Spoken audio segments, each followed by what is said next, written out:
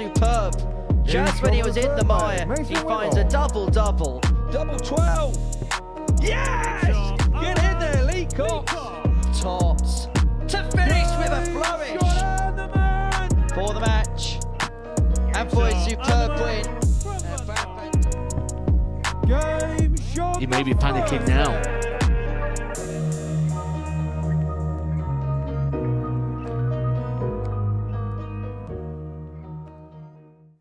Good evening and welcome along to the second half of your Thursday fix here at the Modus Super Series. Group B gets underway here at the Live Lounge in Portsmouth, where we see the 9-dart hero Lee Cox, Mason Whitlock, son of a legend, in action, as well as a former world master in John O'Shea. We're watching all the action today in the company of Laura Turner. And when you look at this Group B in general, it feels like a group laden with opportunity. Yeah, 100%. I think it's really one of the most open Group Bs that we've seen in quite some time. I think every player in this group tonight will sense there's a real opportunity. Obviously, there's 3 out of the 5 that go through. So, yeah, I tend to agree. I think it's quite open.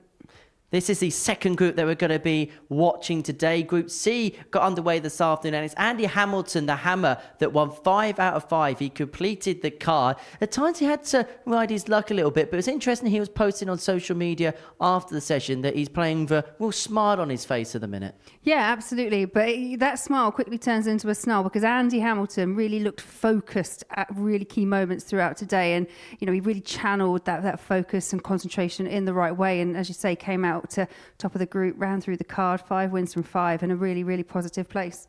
A special mention as well to Jack Tweddle, who won 4 of his 5 matches on his debut. This is the tournament bracket as we go into the final group of the week to get underway. Carl Sneed won Group A on Monday, Tuesday and Wednesday. He's sitting up, he's relaxed, looking forward to Saturday night's final. Group C on the right hand side of the bracket was what he watched this afternoon, and tonight's focus is going to be on Group B. Dave Wawrzewski, Lee Cox, Mason Whitlock, Bram van Dijk and John O'Shea all in action. 3 from 5 will make their way through. Now, you may see Mason Whitlock's name in there. That's because Shane Hayward withdrew this morning due to illness. We wish him all the very best, and we hope to see him here again at the Live Lounge soon. But into tonight's action in Group B, and let's begin by talking about John O'Shea. First year since dropping off tour. He's had a good record here at the Super Series, but this week, has it felt like he's ridden the emotional roller coaster a little bit? Yeah, because it quite often feels like that with John anyway. But as you say, he's been very successful when the times that he's appeared here. Hasn't yet picked up that weekly win, and I know that's something that's definitely on his radar. But he was consistent. I just think Carl was just far too strong in Group A for everyone. But just had that dip in form on the second day on Tuesday. Can't really afford to have a dip in form when there's only 2 days left to go. But yeah, I think John O'Shea's in a good place. And what about Bram van Dijk? Second appearance for him here at the Super Series. The first time maybe a little bit raw, maybe a little bit inexperienced, but this time he's gone away in the intervening 9 months, worked on his game and really has improved immeasurably. Yeah, and it's things we like to see here, isn't it? It's something that we talk about quite regularly, the actual progress that you can visually see from these players. And Bram is one, as you say, that's kind of gone away, you know, perhaps worked on his game, but perhaps also coming back here. Now he's done it once, knows what to expect and has that extra comfort level. And yet again, finds himself in Group B, which is obviously, you know, slightly easier than to qualify to Saturday than it is in Group C. But yeah, again, very, very much improved. Well, John is one of 2 joint favourites in the betting alongside Lee Cox at the top of it. We can have a look at it now. Both of them 15-8. In terms of Lee, it's been a bit of a breakthrough year in 2024. He's finally got the monkey off the back in terms of making it through to a final here. He won a Challenge Tour. He's competing regularly on the Pro Tour. It feels like his game's going in an upward trajectory right now. Yeah, and I would agree. I think it's definitely, you know, it's step by step for Lee, but the 9-dart are here, as you mentioned, followed by the fact that he is now becoming one of those more players that are more present on the Players' Championship Tour as well. So those opportunities, they just lead to bigger and better things, and you're playing bigger and better players. And hopefully, yeah, like I say, this is the next step for Lee, just obviously just getting a bit further when it comes to finals night. But first, he's got to qualify. It is 18 plus. It is begambleaware.org if you're going to have a flutter on the Super Series this evening. And it's actually Lee Cox's county teammate, David Wawrzewski, who's going to be in action in the first game of the night. He takes on Bram van Dijk, who finished 3rd in Group A. And earlier on this evening, I caught up with David. David, back for another go here at the Super Series. How much are you looking forward to the next couple of days? Very much looking forward to it. I'd like to thank Modus Super Series for the invite once again. It's a privilege to be asked, and we'll see what happens. You've been getting better, haven't you, with every appearance here? A couple of semi-finals the last couple of times that you've been here. Does it feel like you've really found your feet on this stage now? Yeah, I'm beginning to enjoy it. It was a bit nervy at the beginning, beginning to enjoy it now. Getting to know, meeting new people, meeting players and behind this. It's really good, and I just need to step it up a bit now. Is that one of the keys about the Super Series? Just embrace it, because it is a little bit different compared to other competitions you play. Yeah, it's very different to anywhere else. You can't replicate this in any practice format, and it's a tough challenge, but it's a challenge that's good. However, there's somebody in that practice whom you know very well tonight, isn't there? Lee Cox. I can't think of him. Mr. Cox, yes, one of my best mates, my room buddy, yeah. So yeah, hopefully we'll bounce off each other, which would be nice. It's good to have a friend in the room, a very good friend this time around. Does that help with the dynamic, the fact that you've got somebody there you can back for? Hopefully he does you favours in terms of matches, and that you can almost like play it as a team to a certain extent. To a degree. He'll be left to his own devices. I'll be left to my own devices. We'll have a cuddle beforehand and the same old what we normally do. And when we're on the stage, there's no friends. We wish you all the very best, David. Good luck. Thank you very much. Dave Wawrzewski about to get his 7th appearance here at the Modus Super Series underway, and his first assignment is Bram van Dijk, the youngster for Belgium. His second appearance here. Last time he went into Group C, didn't really make much of an imprint, but this time around a much improved commodity. As for David, a 2-time weekly semi-finalist, 3 times he's made it through to the final. The 47-year-old from London up against Bram van Dijk, the 20-year-old making his second appearance here from Villeden in the Netherlands. Another young Dutch star who's very much coming to prominence on this live lounge stage. And he'll be hoping to make it through to a first finals night. We mentioned it was a group played with opportunity. It's a group that tonight is going to be refereed by Jack Garwood. But I think all 5 players, and in particularly David and Bram, will look at this group as a real chance, a real opportunity to qualify through to finals night. Yeah, as we were kind of discussing at the top of the show, that Group B is that group where there is more opportunity to qualify through to finals night. But as you say, when you look at the rest of the field, a couple of these players, if they can really take a good hold, I think it's going to be close. I think this one does really come down right to the very end. But as you say, real opportunity for all of these players. 100. In terms of the betting, these two were placed in the middle of it by the odds compilers. 43. David Wawrzewski 9-2, Bram van Dijk 5-1 with the odds compilers before a dart was thrown. Mason Whitlock, the 100. outside of the 5, of course, late replacement for the unwell Shane Haywood. They quoted David at 8-11 before this game got 43. underway. Bram van Dijk was a even money outsider.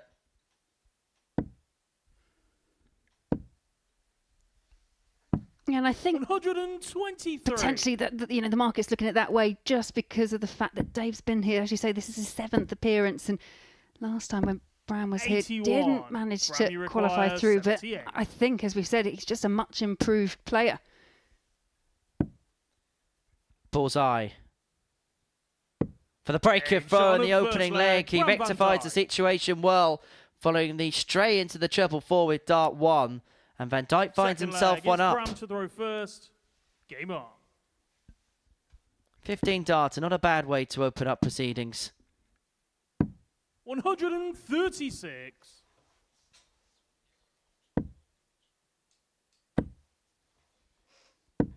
140.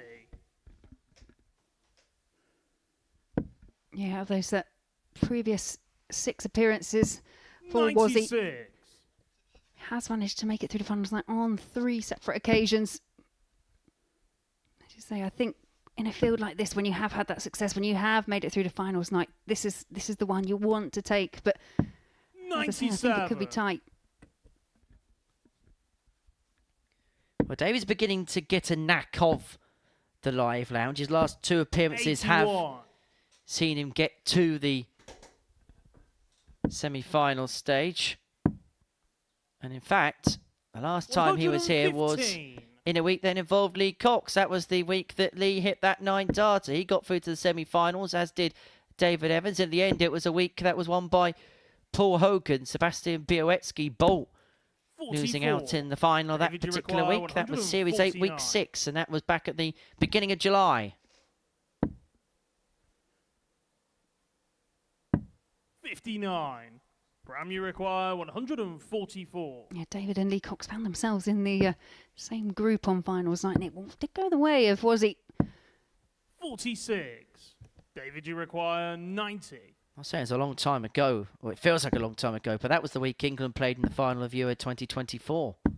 54. Now, David electing not to go 21st start, not chasing around the bullseye, and he didn't get a go at anything there. And so Van Dijk's going to get 2 darts at double 19 for a 2-0 lead. And he's going to take out the double 19 for a 2-0 lead. Third Was it Sid Waddell said? To paraphrase him, Wawrzewski played the percentages and Van Dijk did the business. 100.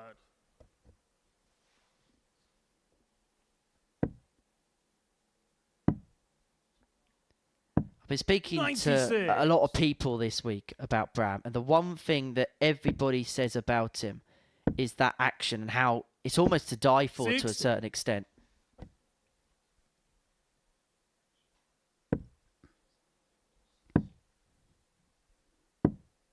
Yeah, and he has been using it up to that point to very good effect.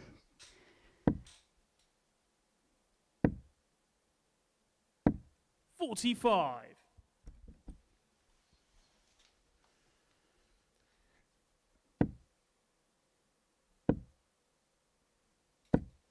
81.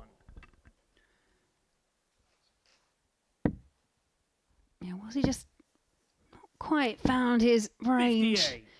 as of yet?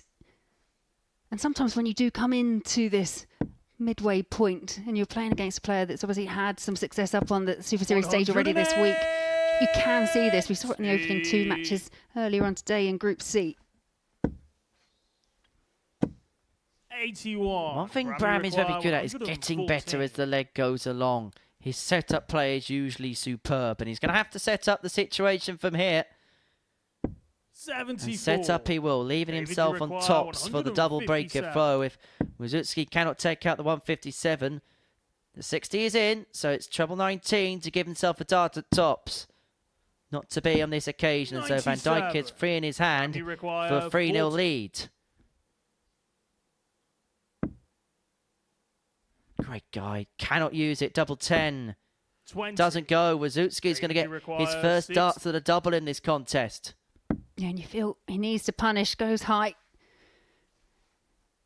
Yeah, pulls it high into the top. Sometimes players, you want to make sure you don't hit the treble, and he's adjusted very well. There is a leg on the board there for Wazzy. 4 flag, it's Bram to throw first. Game on. Just keeps Bram thinking. 96. And it was a really key opportunity for that double break for Bram. Not the end of the world, already got that 1 break under his belt, but yeah, to get the double and then you'd be throwing for the match. It's the perfect place to be. Well, Bram's here with his dad this week. Bit of family support helping him on his way. And I think that's an important bit as well, particularly if you're a player coming from mainland Europe where maybe English isn't your first language. If you've got any kind of support with you, that can be such a big bonus.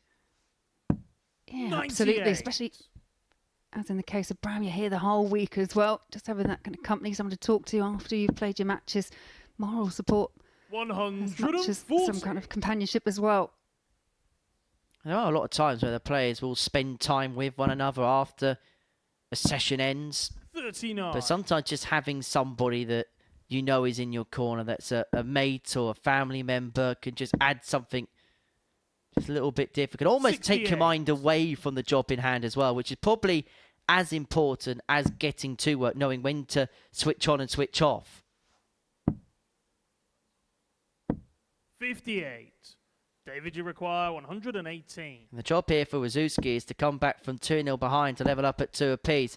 And if he finds the double 19, which he doesn't have to this time, and he's not going to 86. have a go at it. He's going to split and leave himself 32 to level up at 2-2. 44. David, you require 32. And so double 16 for Wawrzewski. Game shot on the Level full match. flag. David Desmond Wawrzewski. 2-2, and from 2-0 behind, Wawrzewski's back on terms. It just goes to show how quickly these Fifth matches flag. can It's change David to around. throw first. Game on. Van Dijk had dance in hand to lead at 3-0. 95.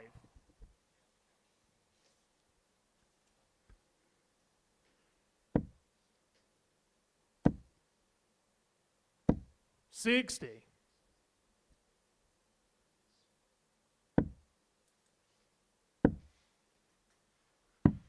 $57.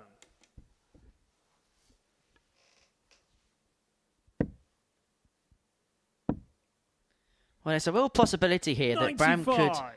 let this game slip away from his fingers. He looked in control at 2-0. Had the opportunity as well, didn't he, for the double break to make it 3-love. 80. And since then, it's been all about David Wawrzewski.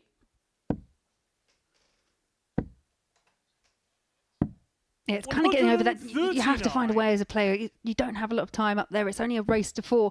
So you have to find a way to kind of get over that missed opportunity. and forge forward. 137.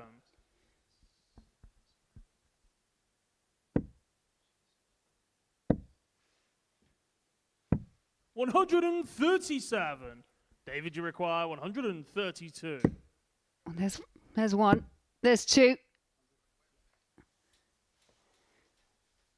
Double 16. Game Oh, shot on the absolutely fifth cracking flag. there from David Dave Wawrzewski. Wawrzewski. Popping the cork, the champagne finish for Fifth David flag. It's Bram to Wawrzewski. throw first. And that may well Game pop on. the hopes of Bram van Dijk.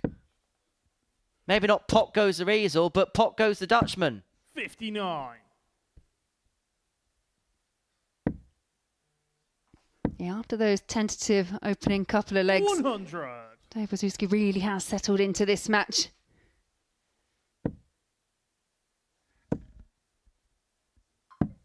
$59. First ton plus checkout of the night. Coming in the first game of the night. 83.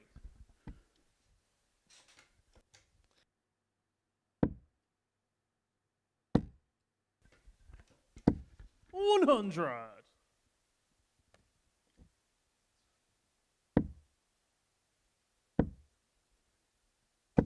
$60.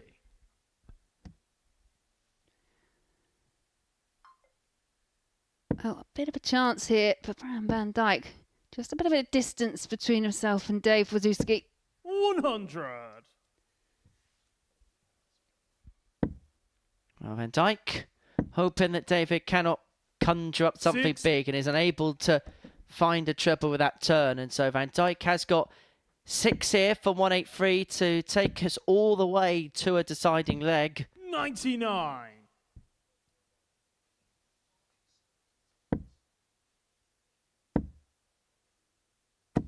$140. Bram, you require 84. Well, that visit there from Dave Wawrzewski leaves him on a 2-0 finish, and you feel this has to go.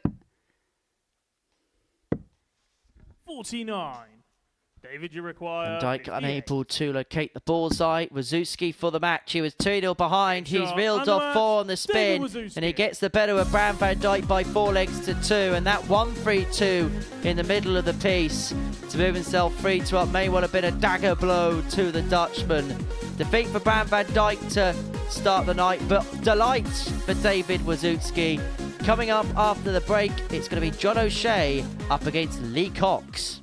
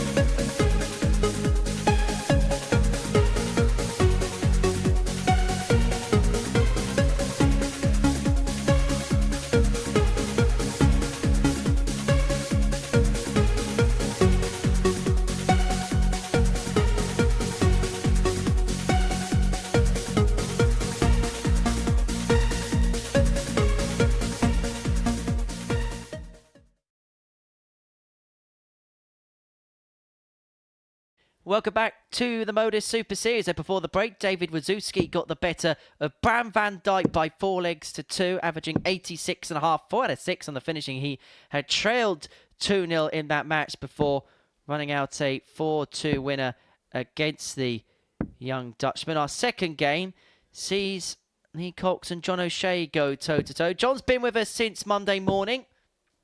Played in Group A, came second. It was a poor Tuesday, which kind of came to his aid and went against him. Up against Lee Cox, the 41-year-old from Crawley. Twice a weekly finalist. And a player that is very much moving in the right direction. Up against the 49-year-old John O'Shea from Court, former Champions Week semi-finalist.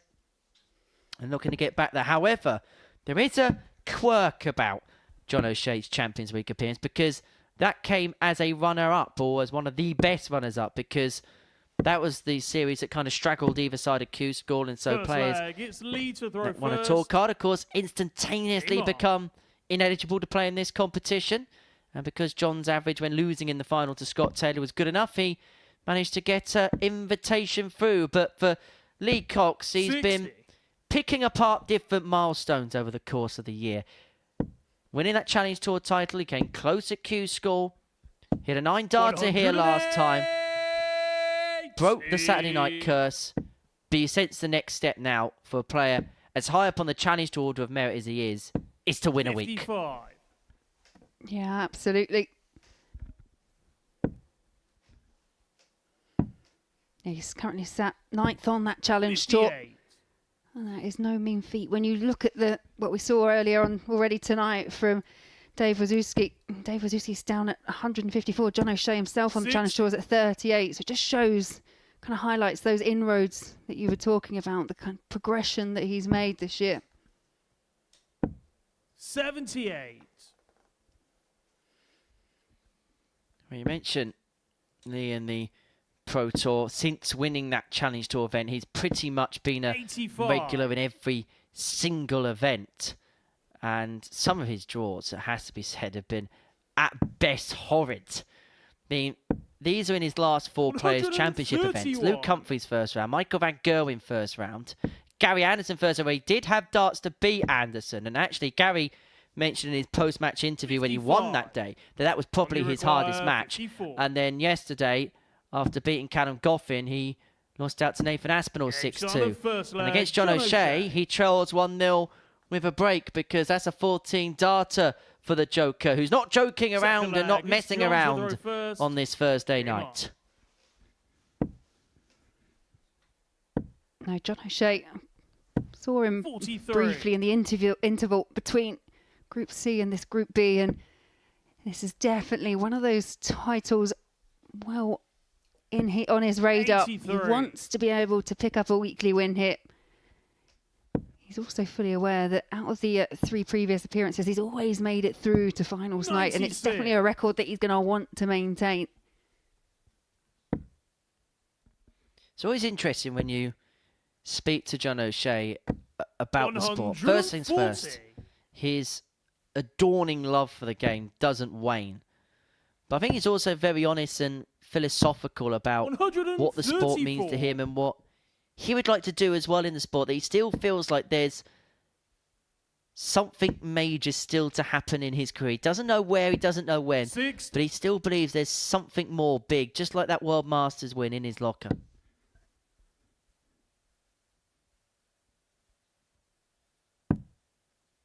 Yeah, he always describes it as 81. it's a process. It really is a process for him. Each time he's coming back here, that in itself is a process. He's edging ever closer. As you mentioned, he has been a runner-up in a weekly win and the semi-finalist on Champions Week. 147. But he wants to get his hands on a little bit of silverware. That's ultimately what people get judged for at the end of their careers. They can provide great moments, but it's what's in the cabinet that counts. Cox looking at 118. Manages to find the dart, find the treble with dart 2, but unable to locate the double 19. And so O'Shea, for a 2-0 lead to back the breakup of the first leg, he's going to get 1 dart in his hand at double 16 to move 2-0 to the good, and he only needs the 1 dart. 2 out of 2 on the doubles. A real efficient performance so far from John Third O'Shea. leg, it's He Lee to leads throw Lee first. Cox by 2 legs to Game 0. He's got a bit of a mountain to climb from here. Well, perhaps he can take some inspiration from 140. fellow teammate and friend Dave Wawrzewski. Dave found himself in a very similar position in the opening match against Bram van Dijk. 83. 2-0 down, and then managed to rally and came out a 4-2 winner. 108. Just beginning to play with a bit more fluency is Lee. 86.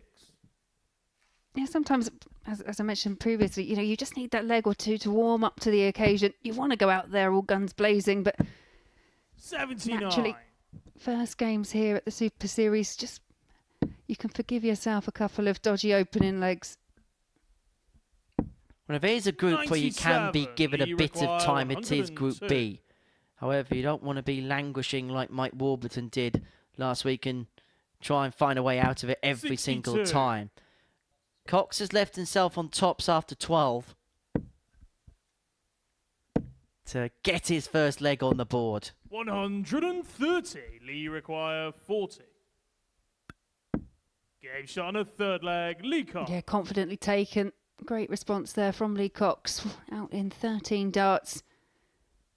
Fourth leg. It's John to throw first. But arguably, John Game O'Shea's on. still in the driving seat here.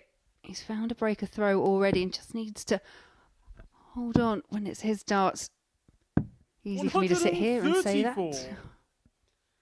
14, 18, 13, the first 3 legs of this contest have been won in.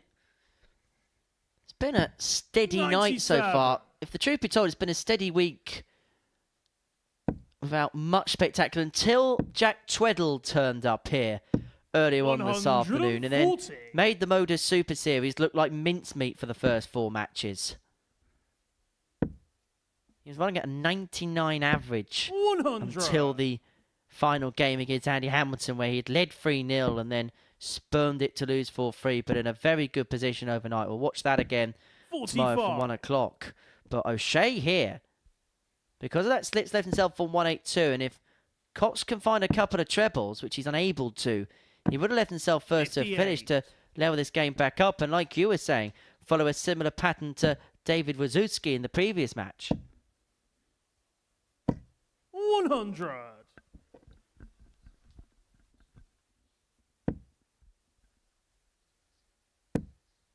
Yeah, really would like another treble 20. 100. Can't find it, and Johnny you can see the require disappointment. 82.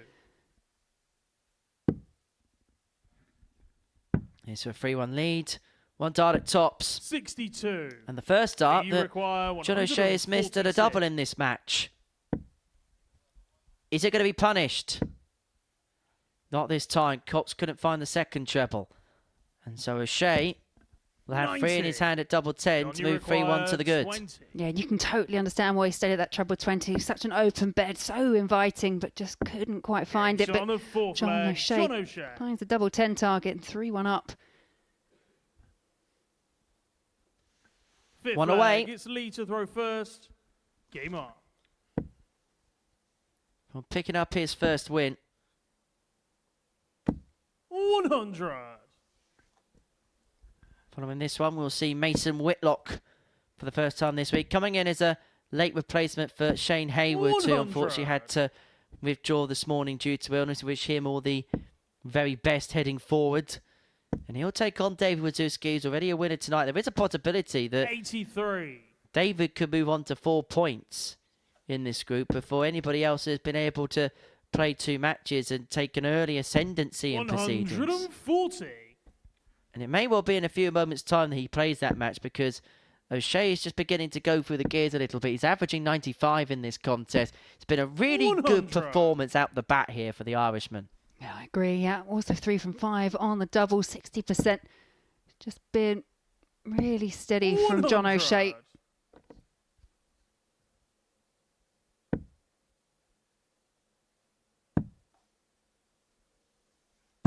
96.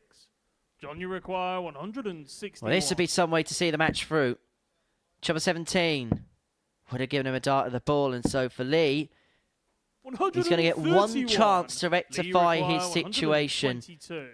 But that chance is at 1-2-2. The chance may only be at the bull. He's not even going to get a go at that. And so John O'Shea is back for double 15 to see this game through. 50. John, you require 30.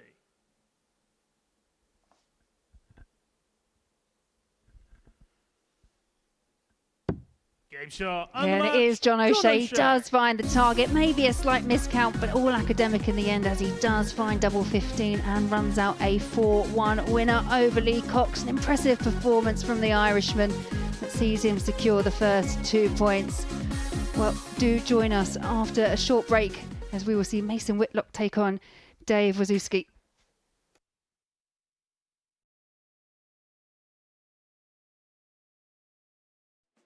49, 1 year shy of the age of the seniors. A very viable option. Two players who are around that age. Well, what did he say about the 9? Will we get the 1-4-1? Will the promise come true? Double 12. Shot and the match. Steve West has won the match with a 9 dart.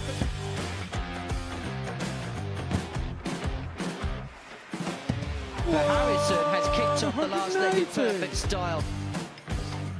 It's everything, really. Oh, he's timing this well again. 180. With a 9-darter, treble 19. Treble 15 leaves double 18. Franchise Harrison to win the game in perfect style. Hauled himself out of it. Yeah, it was something that Henry actually said in jest that I was quoted as saying Jared Cole is one of the most, sounds a bit fishy. Glenn, do you know my grandpa Mark Salmon? Do you? On a 177 and a 180. He's on a potential 9-darter. Come on, Jared. Yes, you beauty! Nice and high, and Cox has now got the game back into his 100. own destination, and wow, the momentum is with him.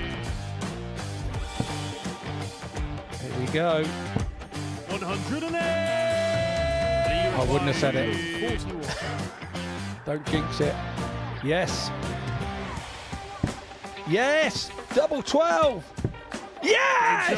Get in there, Lee Cox! Well, I think it's fair to say that the blue touch paper has been well and truly lit. 108. 6th max of the match. Oh, hang about. Hang about.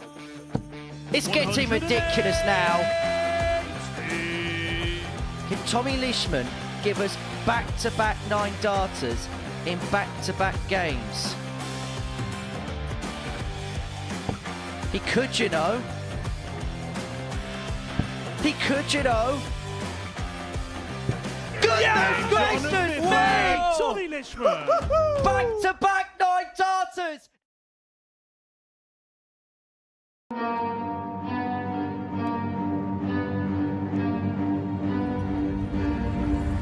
They got problems on problems on problems on problems on problems on problems I solve them. I run through the money, the pressure be calling. Left on my blessings, I feel like I'm falling. The birdie is back, tell me I'm garbage. I'm going through something, that's why I ain't calling. Phone and progression, it's all that I wanted. The phone and affection, I summon and dub it. Cause they got problems on problems on problems on problems on problems on problems I solve them. I run through the money, the pressure be calling. Left on my blessings, I feel like I'm falling. The birdie is back, tell me I'm garbage. I'm going through something.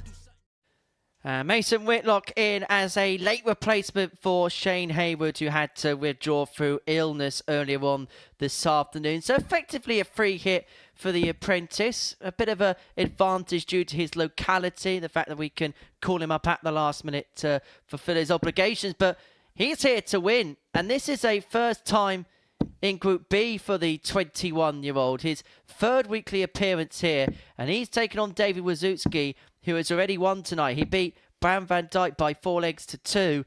And before the break, we saw John O'Shea get the better of Lee Cox by 4 legs to 1. Average of 97.3, 4 from 6 on the doubles. A really good performance. I mean, it's been a decent night of darts so far in this Group B.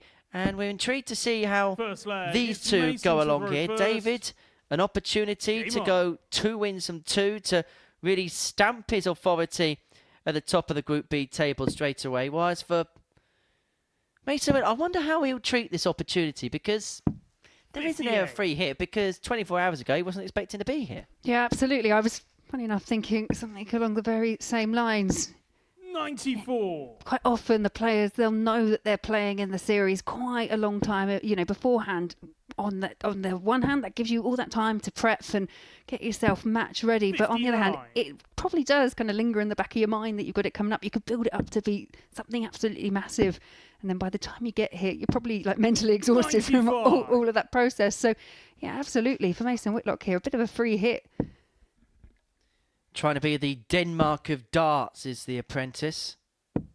We have seen in the past players take advantage of opportunities that they shouldn't have got. Do you remember the Masters back in 2021? 140. Now, they decided after the World Championship to extend the format to 24. And Johnny Clayton wouldn't have qualified in the top 16. He got the advantage of going through the fact it was a top 24 event, and then went through to the final against Mervyn King when they didn't fulfill the 10 spots of the Premier League. 42. If those two things didn't happen, would we be talking about the career of Johnny Clayton in his glowing terms now? We don't know. But sometimes in darts, you just got to take advantage of the opportunities that sometimes just go your way. And it looks like he's taking advantage of it here. Yeah, good point. Well made. David, you require 130. Double five. 125. Yeah, almost. Mason, you require 26. Almost there for Dave Wawrzewski. Double 13 for Mason. Inside, so he's not going to get a third crack. 18. And so Wawrzewski's going to come back for 5 here to get the break of throw. No score. He's not going to go anything. Mason, you require 8. He misstrays dart 1 and presents Whitlock with a gift-wrapped opportunity to hold throw.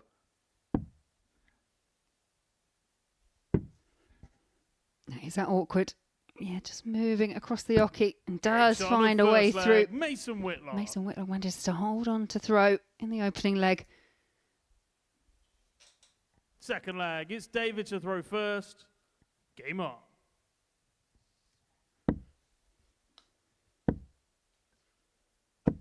$140.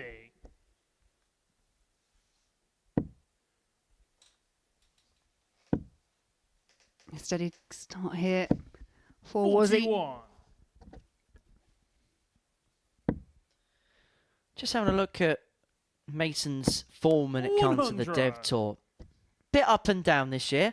I think it's fair to say. Some good wins, but also some annoying defeats. Lost to Robin Beggar.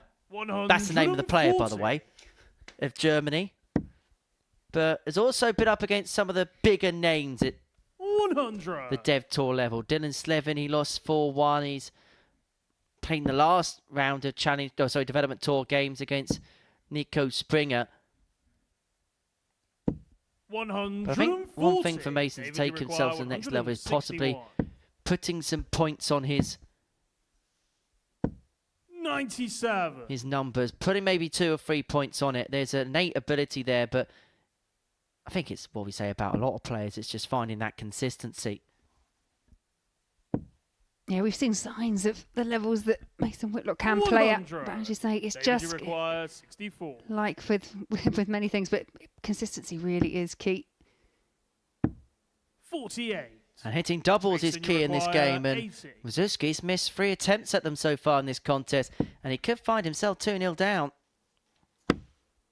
But Whitlock ain't going to get a dart at tops. 40. David, you require 16. Yeah, a bit of a wicked deflection there for Mason Whitlock. Denies him that chance at a double. Gave Sean a second no leg. messing that time for Dave Wawrzewski. Finds the target first, start of asking. Third leg. Probably a fair reflection of the game so far. Game on.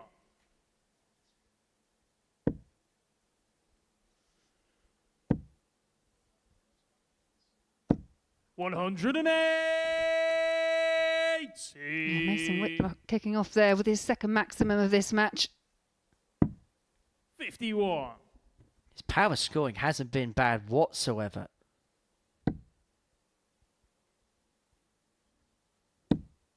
scoring to a very high power. 100. It's a perfect power so far. 80. Yeah, and these are the levels that we were talking about. 140. 6 perfect darts so far. Mason, you require 141. Like father, like son. Like father, like son. Double 18.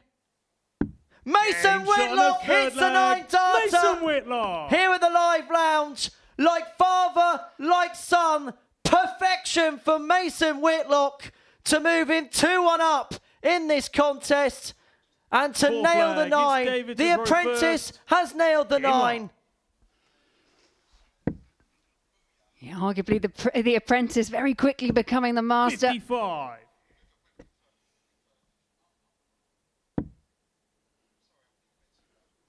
I think he may have heard you. You did tell him he needed to find that next level, that consistency, 140. add a few more points to the average. Wow. I promise you we are behind soundproof glass. I 100. promise. It's quite lucky that, because you're quite excitable sometimes, Henry. I don't know what you mean, Laura. But I'll tell you what it has done. It's lit this place up. 85. Do you realise now, in Lee Cox's last 2 appearances, there's now been 3 9-darters. 1 hit by him, 1 hit by David Evans in the game 83. after. Mason Whitlock hitting 1. To the best of my knowledge, because I can't remember Colin or Aaron hitting 1 in a streamed event, it's the 57. first ever father-son duo to have hit a 9-darter in front of the cameras. Simon going that exact route for the 141 in a Premier League semi-final against a player who's playing in Group C, Andy Hamilton. It's all connected. It's all 60. connected. However, Whitlock here, in the more important business of trying to win this game, 64. puts himself in a decent position. However, that visit there has allowed Wawrzewski a chance to set up from 203. He'll feel like he's got 6 from here. And he's only got 6 points, 16 points on the board. 33. Mason, you require 155. And sometimes after achieving that kind of feat, you've got to try and keep the adrenaline down as much as possible, because I imagine 40. Mason Whitlock's David, you absolutely require buzzing, but he's still got 170. a job to do. How many times have we said it? That we have seen players, they've hit that 9-darter but haven't actually seen out and won the match. 84. Mason, you require 115. Well, the 115 is going to be taken out now after dart 1. 43. And so this to David, level the you match up. require 86. And this is another test for Mason, because the adrenaline will be pumping right now. How can he deal with Game it? shot on the fourth Well, flag. David deals in Wawrzewski. doubles hit. And he levels this game up at 2-2. Fifth flag. It's Mason to throw first. Game on.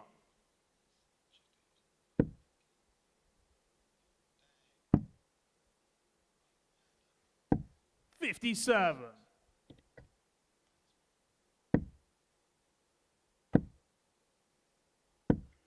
$95. In the same way that it's sometimes quite hard to kind of get over missed opportunities, you also have to kind of just reground yourself after 55. finding those 9 perfect darts.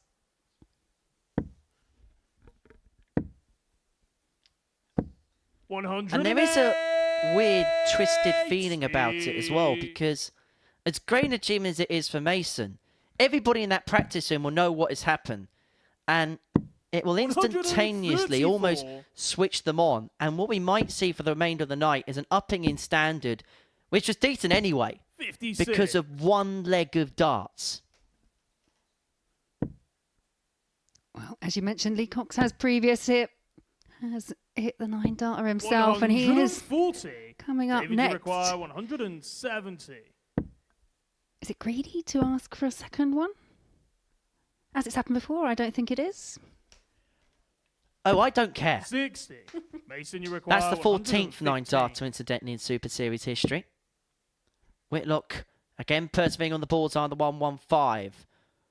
Unable to 63. David, you require 110. work a bit well on that occasion. And so this is for a 3-2 lead.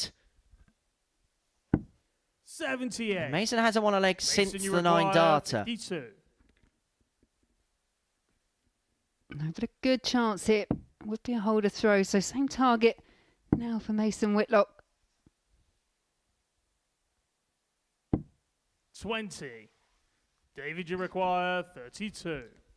To put himself 3-2 up. Game shot on the fifth And for the leg, second David game in Wawrzewski. succession, Dave Wawrzewski's had to dodge a couple of bullets coming back from behind to lead 3-2.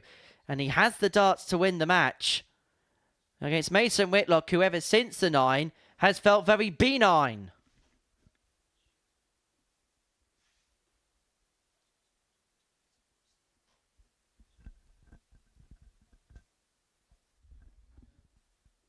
Wawrzewski will have the darts in this sixth leg. Sixth leg, it's David to throw first. Game on. A leg that if he wins will see him win the match. 60. We'll see him onto 4 points, and early on in proceedings, hold the cards. Hold the clubhouse lead. Yeah, being that position that Dave is 43. in, where he got his first 2 matches within the first 3. It's one of those positions that can either make your night or break your night. 140. The way this is going, this is looking very positive for Dave Wawrzewski.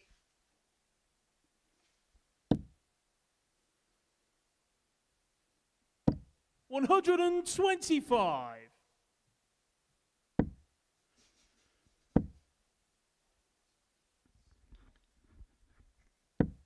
Well, it's almost as if the only player that's been inspired by the 9 darter has been Dave Wawrzewski, because he's reeled off every single leg since Whitlock nailed perfection. And he's 176 points away and a couple of visits away 100. from sealing a second consecutive 4-2 win. And another decent performance. It was 86 in the first game, 88 in this 60. one. It's been proficient enough and efficient enough. He did have that 86 checkout, and again 3 from 7 on the outer ring. Had a couple of early misses, but 43. as you say, David, since you require 116. Mason Whitlock hit the 9, hasn't looked back. Tops of the match. 96. Heads just below, but he is going to come back for 3 more at double 10. Well, for Mason, that 9 darter will be on show reels for many a year to come. I'm sure the 60. highlight David, of you his fledgling require career. 20. But it's going to be a game.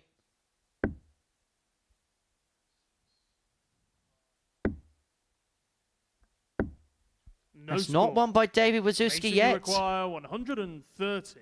No, and a real chance here for Mason Whitlock to level us back up at 3 apiece. If he can find the treble, which he does. So he needs a ball. 105. Oh, that is desperately close. David, you require 20. Double 10 to beat the 9 dart man.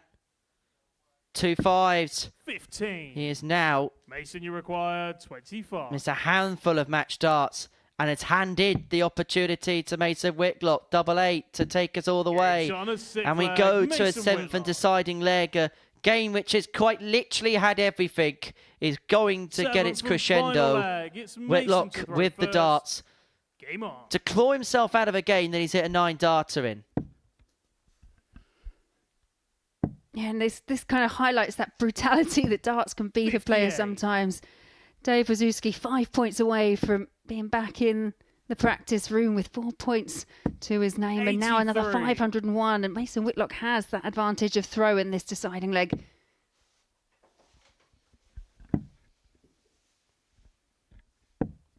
$43.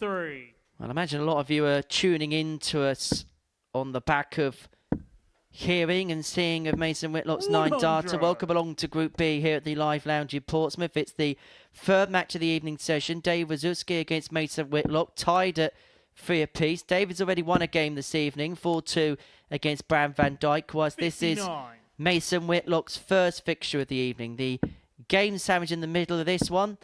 And the first one was John O'Shea 100. getting the better of Lee Cox by 4 legs to 1. And it looks like David Wawrzewski again is going to put himself in a position to win this match, unless Whitlock can hit his 4th max of this match. A maxi visit leaves himself on the 171. fish. He could literally do everything here, Laura.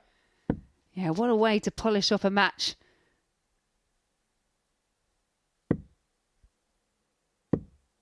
$51. Well, he's Mason, had you a require 9. He could win it on the 170. fish. And if he did that, he would have completed darts. He might as well just gone home and said, yep, that's everything. See you 56. later. David, you require 167. Yeah, an outside chance here, but that's a great start. Can't find the 57, so 99.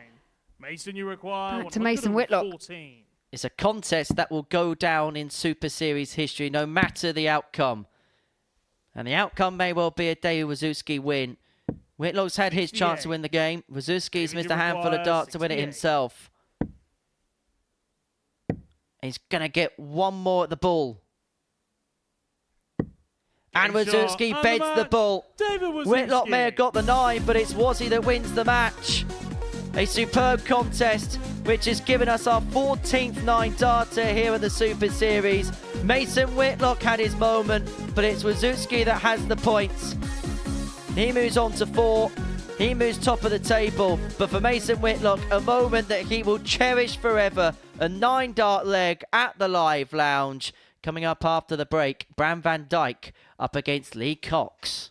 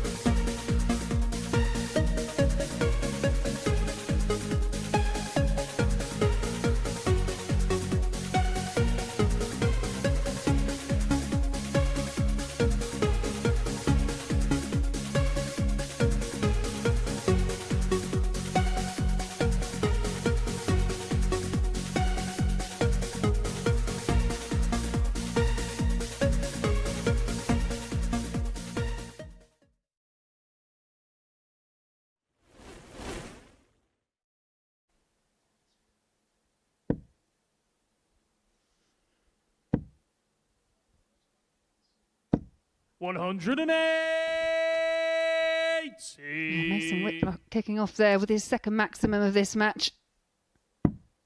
51. His power scoring hasn't been bad whatsoever.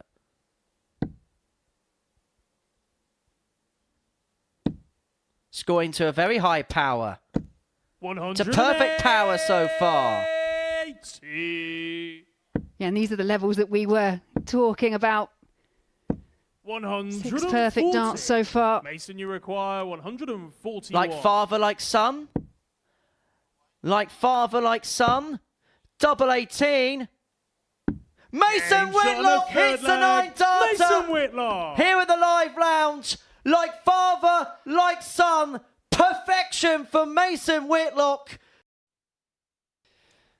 Well, Mason Whitlock with the 9-darter in the previous match for the break. He lost it 4-3 to David Wawrzewski. Lee Cox hit a 9-darter the last time he was here. And you may remember that when Lee hit his 9-darter, in the very next game, there was another one hit by Tommy Lishman against David Evans on that incredible day here at the Live Lounge in Portsmouth. Is lightning going to strike twice as he takes on Bram van Dijk in our 4th game of the evening session, which has already hit the heights? And I think it's fair to say, try and follow that if you're Bram and Lee. Yeah, absolutely. Well, as you say, Tommy Lishman was set that same kind of marker and he found a way through. Bram to throw first. It was Lee Cox that inspired Lishman, so maybe we could see more of the same. 85.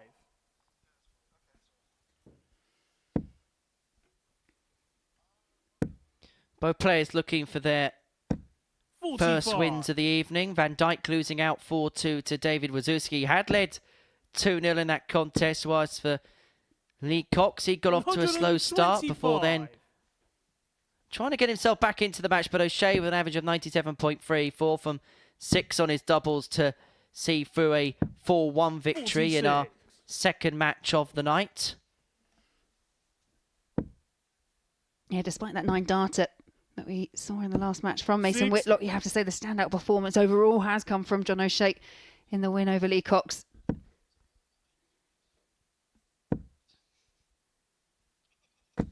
$100.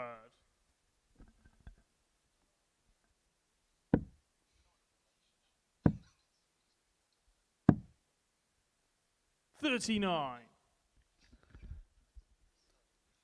Well, the loser of this game will find themselves on 0 points after 2 matches, and in that position they may well find themselves in a bit of a sorry 100. state as far as this Group B is concerned. But Bram here, and we mentioned it earlier on, his setup play has been one of his real key strengths this week. It was perhaps part of the reason why, yes, it didn't quite go to plan, 80. because his setting up wasn't as good as it was on Monday and Tuesday.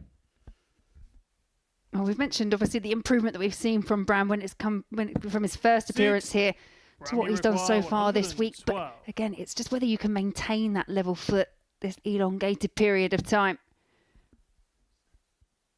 Tops required and tops is found. First leg, Bram Absolutely van no Dijk. problem there for Bram van Dijk.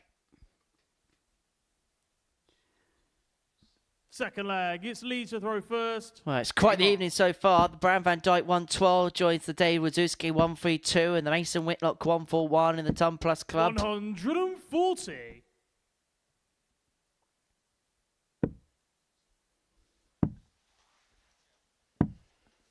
$42.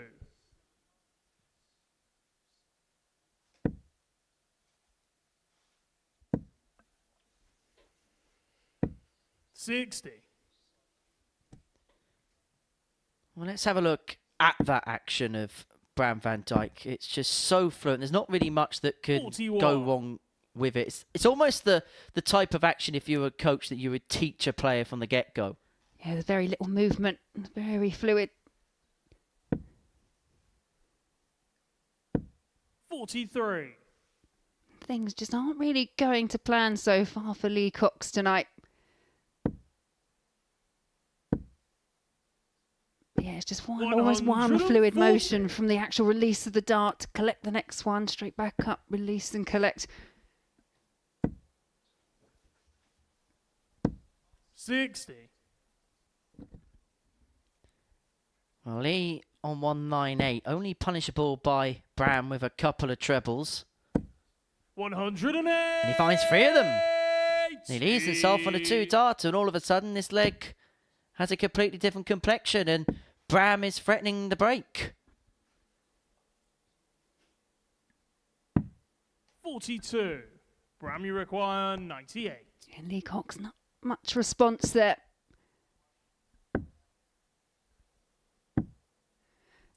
Game shot on a Yeah, second Jack leg. Garwood Bram just van making Dijk. sure that's in, kind of creeped him right on the wire, but yes, it was, and a great option to switch. Third leg, it's Bram to throw first.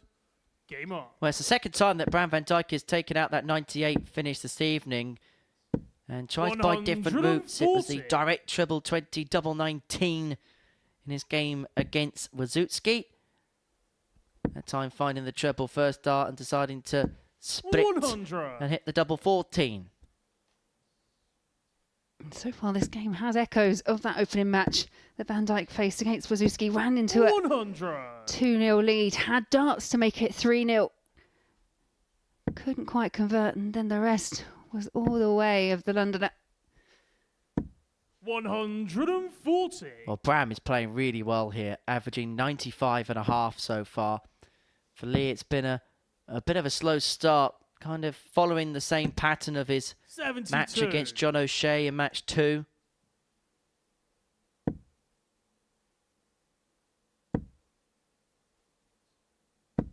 $140. But at 140 leaves himself on 1-2-1. Bram looking to be on a 2-darter come the end of this turn. 59. Lee require Able to do so, so it's advantage by way of Cox. Double 17 would have given him a dart at the bullseye. 57. Bram may just get a dart at the Bram, you ball on the back require of the little fish. 130. There's the first, there's a second. So double 5. 125. Lee requires 64. And double 5 has proved a bit troublesome for some of our players, but that is wild. 17 for tops. Well, he's missed the big number twice. 24. And Van Dijk's going to come back for Bram, you 3-0. And require Lee 5. hasn't had a double so far in this contest. And on that particular occasion, it was 2 unforced errors that denied him the opportunity. And Bram Van Dijk says thank you very Bram much Van Dijk. as he moves 3-0 to the good and a leg away from the victory post. Fourth flag. It's Lee's to throw first. Game on.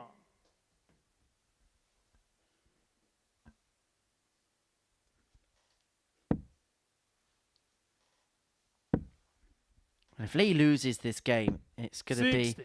quite the uphill task from here. 2 defeats from 2. If he loses his 4-0, he'll have just the solitary leg to his name. 80. Yeah, we've kind of waxed lyrical. He is the most experienced player here at the Modus Super Series, in the field currently. But we have mentioned it before. 140. Out of the 12 previous appearances, has made finals night on just the 2 occasions, but it was the most recent one, and we were hoping that was that monkey off his back. 140. Something that he could move forward with, especially when you consider everything that he's been doing away from the Super Series as well. I suppose experience is a double-edged sword to a certain extent. Good experiences hold you in good 45. stead, but also if there's a little bit of scar tissue on a stage, it can also flip and reverse the other way, can't it? Well, yeah, you can quite easily step back into that haunting memory 81. on occasion. It just doesn't seem settled so far for me, Lee Cox. He's effectively a full-time darts player these days. Playing on the Pro Tour because of his 100. Challenge Tour exploits. Played in the events this week. He'll be playing in the events next week and probably playing the last lot of Pro Tours as well. 140. It's a busy end of the year for Lee. Require 156. And I suppose sometimes when a player has a busy schedule, push has to come to shove at some point. However, he may well get a leg back here. Double 18 for the 156. 138. Just moves inside. And so it Bram, gives you Van require Dijk 60. opportunity to win this match on 60. It just moves across, trying to open up the tops target. 40. Yeah, a Lee couple of wild require attempts 10. there, which affords Lee Cox another chance. And a chance that this On the time he fourth does flag, take. Lee Cox. Keeps himself in the contest and crucially as well, forces flag, Bram it's Van Bram to Dijk throw to serve first. it out. Game on. Well, Bram had that lead in his opening match and 56. just kind of went off the boil towards the tail end, and it was Dave Wawrzewski that came out 4-2 winner. He won't want to relinquish a 3-0 lead, but 60. anything happens in darts, and we've seen on many an occasion here at the Super Series.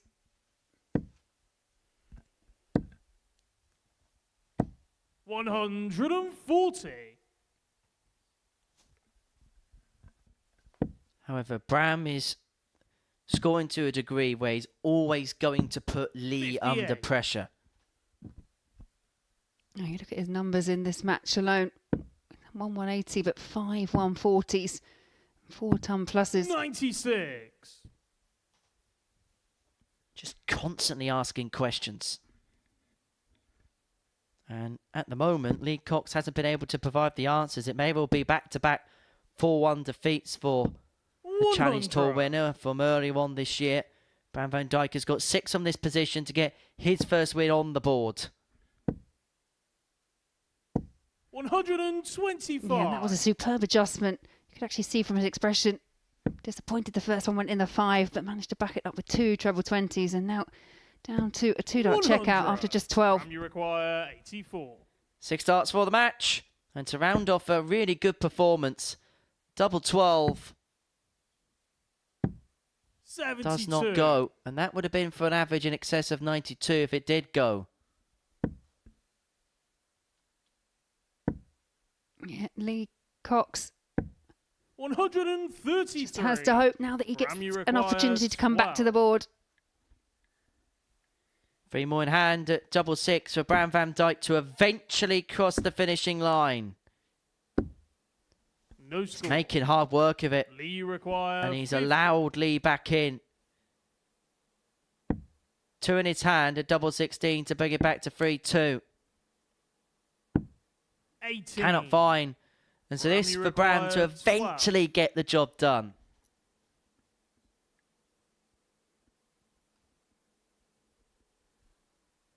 Just taking his time. Has missed a few opportunities and now has to go to the bottom of the board. And comes inside. No So score. Cox back Lee again to require 32. extend this match. Double 16. Help or hindrance. You can see it's a hindrance. What can he see of the double 8? 24. Not enough. Clips the Bram, you inside require wire. 12. And so Bram van Dijk to eventually seal the points in this game. Double 6. Double 3 again. And this time it's found. Bram van And Dijk. Bram van Dijk gets his first win on the board. He gets the better of Lee Cox by 4 legs to 1. It was a good performance from Bram, but a few missed doubles at the end has wrecked his average. But it hasn't wrecked the points that are on the board. He gets the better of Lee Cox 4-1. John O'Shea, Mason Whitlock is up next.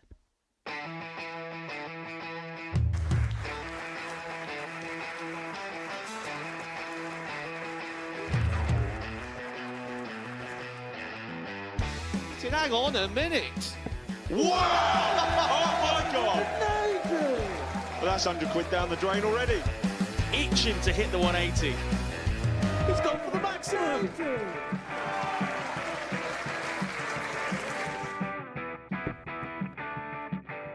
Team for the ball. Ball. 53. No, he said bull. That's a great first out from Adam. Oh, look at this. He's going to leave Scape. Oh, can you believe it? That is unbelievable.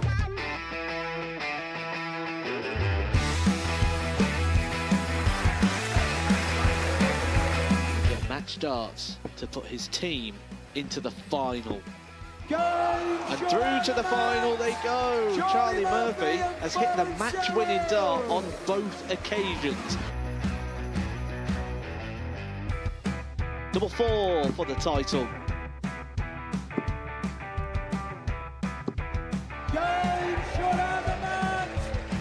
Please show your appreciation for the winner of the Influencer Pairs event, George Scaife and Adam Lipscomb.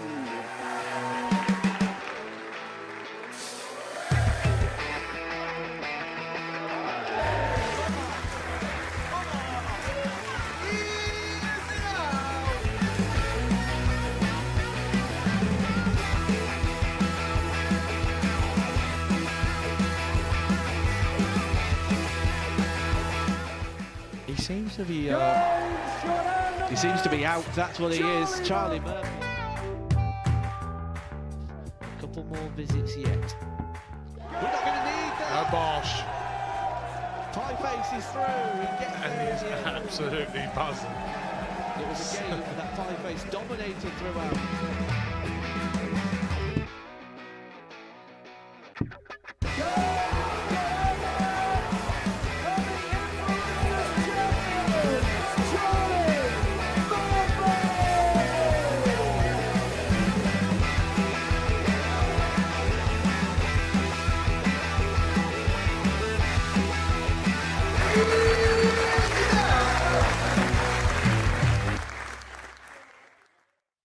Welcome back to the Modus Super Series, where you're seeing the man of the moment, Mason Whitlock, who hit a 9-darter in his opening game against Wawrzewski. Was it a losing effort, though, by 4 legs to 3? Incredible to think that when he woke up this morning, one of the things he didn't think he'd be doing was even playing on this stage. He came in as a late replacement for Shane Hayward, unfortunately had to withdraw through illness. And all of a sudden, he's found himself on the stage at a 9-dart leg, which is doing the rounds on social media right now. He takes on John O'Shea in our 5th match, the middle match of this Group B session. And before the break, we saw Bram van Dijk get his first win on the board. He got the better of Lee Cox by 4 legs to 1, averaging 83.76. And that was despite missing a handful of darts at a double to win the contest. But O'Shea, who put in the performance of the night in his win against Lee, a 4-1 success in his opener, averaging 97.3, 4 out of 6 on the doubles. It felt like a performance that sent down a real statement to the rest of the field. Yeah, it was very, very assured. As you say, just under a ton average. But it was also the checkouts for me. It was 91. It's kind of the full game. It's the perfect way to kick off your Group B campaign. And to say, John O'Shea looking to keep that perfect record of making it to finals night on every single appearance, this being his 4th.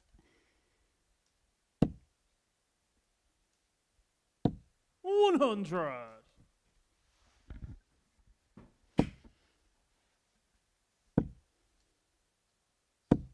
$180. Yeah, perfection there from John O'Shea. First 180 goes his direction.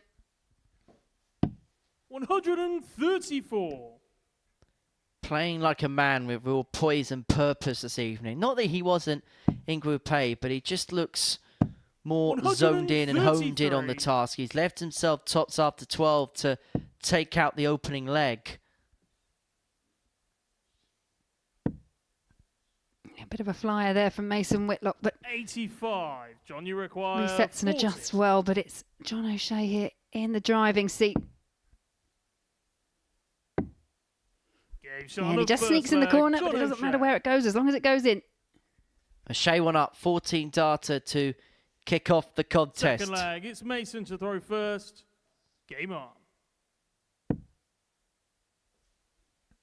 That's a Whitlock. Since that 9-darter, which put himself 2-1 up against Wawrzewski, he's won just the solitary leg since.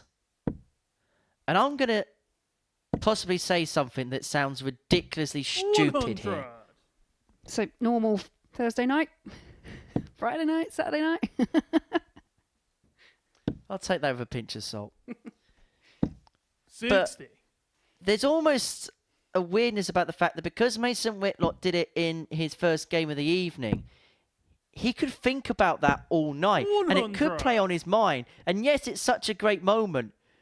But in some weird, twisted way, it could actually be to his detriment if he can't get it out of his mind. Yeah, 100%. Not stupid at all, Henry. I totally agree.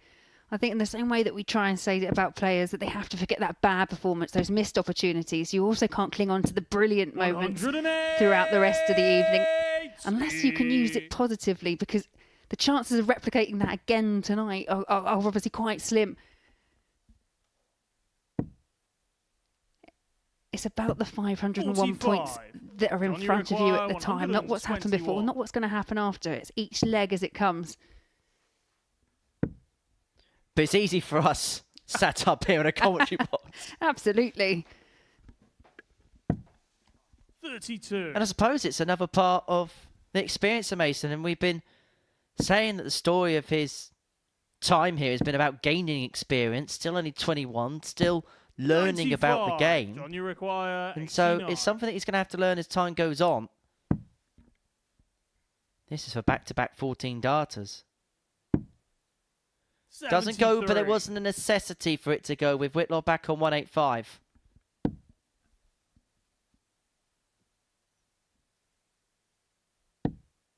And they're the few flyers that he just has to try and keep under control. Seen that a couple of times from him this evening. 2 4s. Game shot on his second leg. Does not John allow O'Shea. Mason Whitlock a sniff. O'Shea leads 2-0. He has the break of throw. Third leg, it's John to throw first. Game on.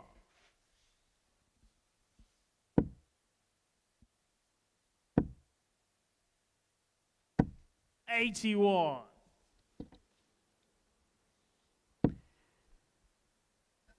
John O'Shea just continuing to play around that 95 $100. average mark. And it's the level of consistency that does see players win weeks. If you can keep it at that level, it can be very tough to beat. 100.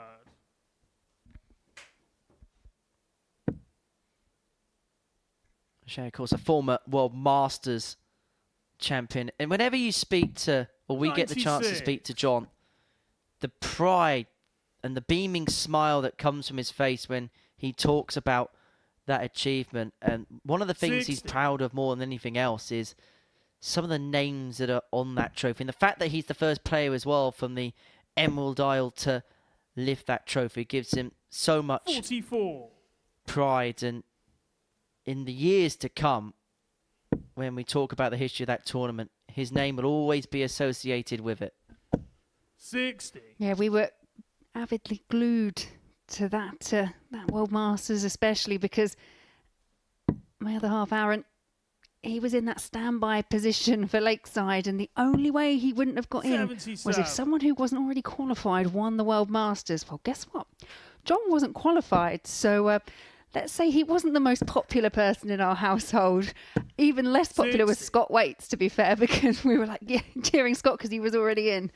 But yeah, as you say, all jokes aside, it's a fabulous achievement and one that no one can ever take away from you. 100. John, you Aaron require did get his World 140. Championship appearance at Lakeside. He has. He's had a couple now. I wonder if that's one of the venues Mason will be heading to in the 56. Mason, near you future. require 84. I wonder what his 2025 holds. But right here, right now, he's looking at 84. And he may well be only getting it out of the bullseye here to get his first leg on the board in the contest. 59. Clips the wire, John, you just drags require below. 84. And O'Shea looking for the same equation. But he gets the trouble with the first dart.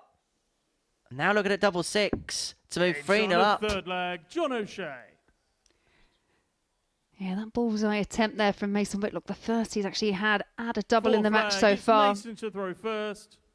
Game on.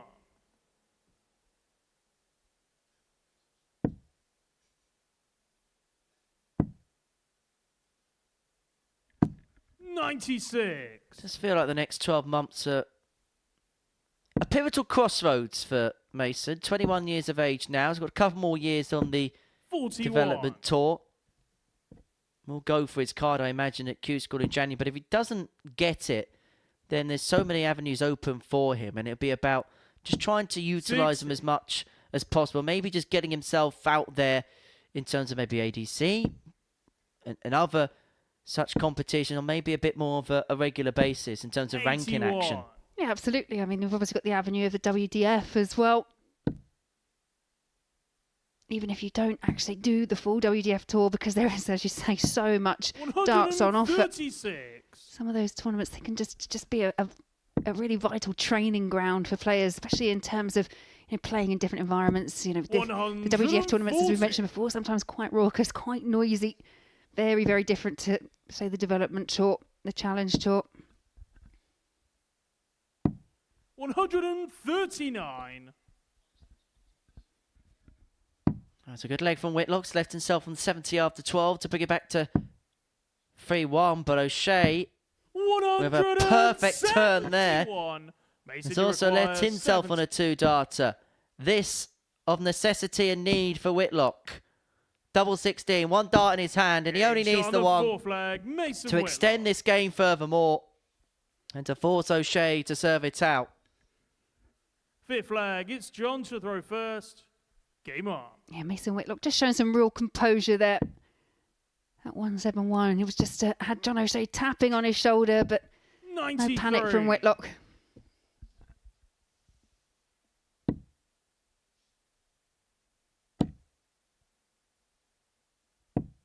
$85.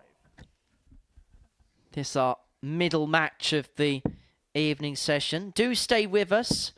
We've got 5 more games to go, and following the conclusion of this game, we will show you the players that will be participating in week 4 here at the Live Lounge. And there are 1 or 2 interesting names that will be a part of a eclectic mix here at the Live Lounge, which kicks off on Monday morning from 9:30.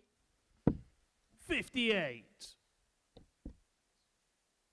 John O'Shea will be hoping he has his feet up on Monday morning with his name in Champions Week, watching the action. 119. Yeah, he's proven to be probably the most steadiest player in Group B so far this evening. 42. When you look at the names in Group B, I think John O'Shea is one of those names that you would almost feel should be going through this group. But as we know in darts, anything can and actually does happen. 40. Probably the player with the biggest CV out of the 5. And you may well be the player with 58. the biggest lead at the end of 5 matches, because if he wins this 4-1, then he'll join Dave Wawrzewski on 4 points and also +6 in terms of legs difference. 79. John, you require 110. And he's 110 points away from doing exactly that. Decided to stay there with 90 left. Could have gone double 18 to have left the double. 94. Heads there with dart free to leave himself on double 8 if Whitlock cannot climb the ladder. Needs the treble 20 and pulls it just under, so a real opportunity incoming here for John O'Shea for the match. 16. For a 4-1 win, double 8 for John O'Shea.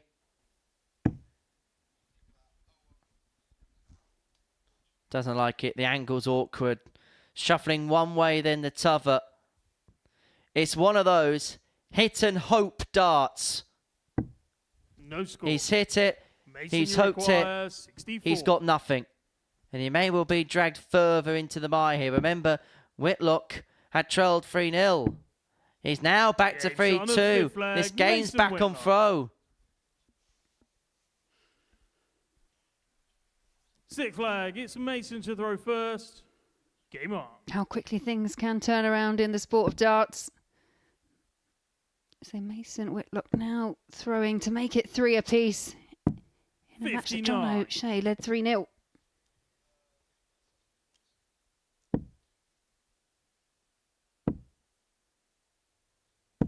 $100.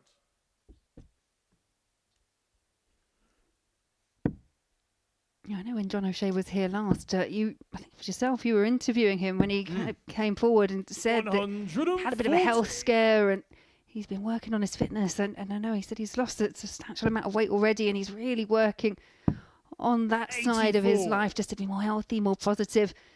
Yeah, he said it feels great for it and it's coming out in the darts.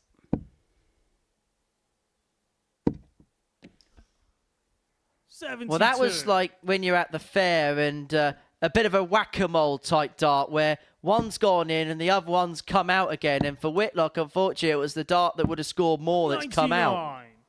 Ouch, that one hurts. In a must-win leg for Mason Whitlock, it's the one thing you don't want to see happen. 100. So Whitlock leads 130 for the match. Sorry, to take this game to a last leg decider. Mason, you require Long day. 130. Cho for the ball, but is that bed blocked? Yes, is the answer. And so O'Shea is going to return for 160 to complete a 4-2 victory. Yeah, and it's not going to go, and a real opportunity here for Mason Whitlock. 100. Level us up at 3 apiece. We've seen him have finishes of 70, backed up with a 64 in the last leg. He's got options. Opts for 6 for tops. 45. John, you require 20. And so this to finally see off the plucky Australian. Game shot. Double 10 goes for John O'Shea as he gets the better of Mason Whitlock by 4 legs to 2. It's a decent enough performance in terms of the scoring stakes. A few missed doubles towards the end, particularly for the match, costing John O'Shea He wins 4-2. He's top of the table. Coming up after the break, David Wawrzewski up against Lee Cox.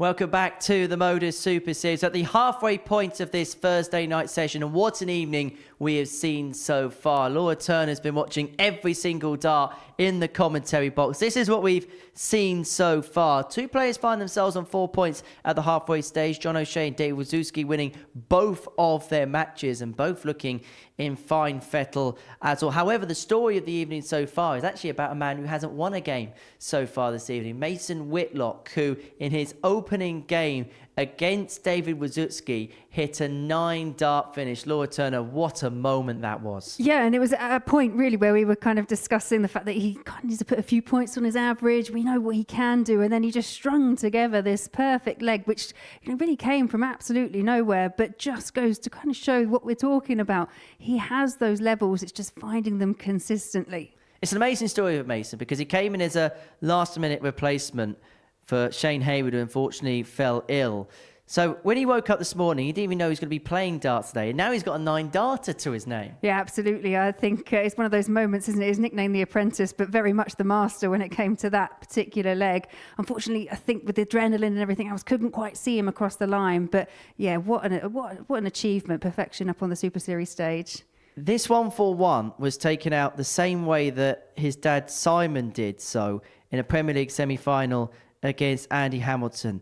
Now, we've got to be very careful to compare the father-son dynamic. However, as far as a family achievement goes, for a father and a son team to hit a 9-darter in front of the cameras, whether it be on TV, whether it be on stream, that's an incredible achievement. Yeah, absolutely. And like I say, it's not something that's done every day. That's the 14th one that we've had here at the Super Series. So yeah, for them both to have achieved it, it's definitely something very special. And for Mason Whitlock, obviously something that's very special and something he can remember. And another one of those ones that you can just clip up and just watch back whenever you're just feeling a bit of doubt about yourself. I have a feeling that might be on the camera roll. However, rolling with the punches has been Dave Wawrzewski. He's won both of his matches so far on this Thursday night. He's just been efficient, hasn't he, in both matches? Yeah, I was slightly concerned, to be honest. He went 2-0 down in that opening match, and then all of a sudden something, I mean, I know his nickname was He's on Fire, but something definitely sparked in him because, yeah, he, like I say,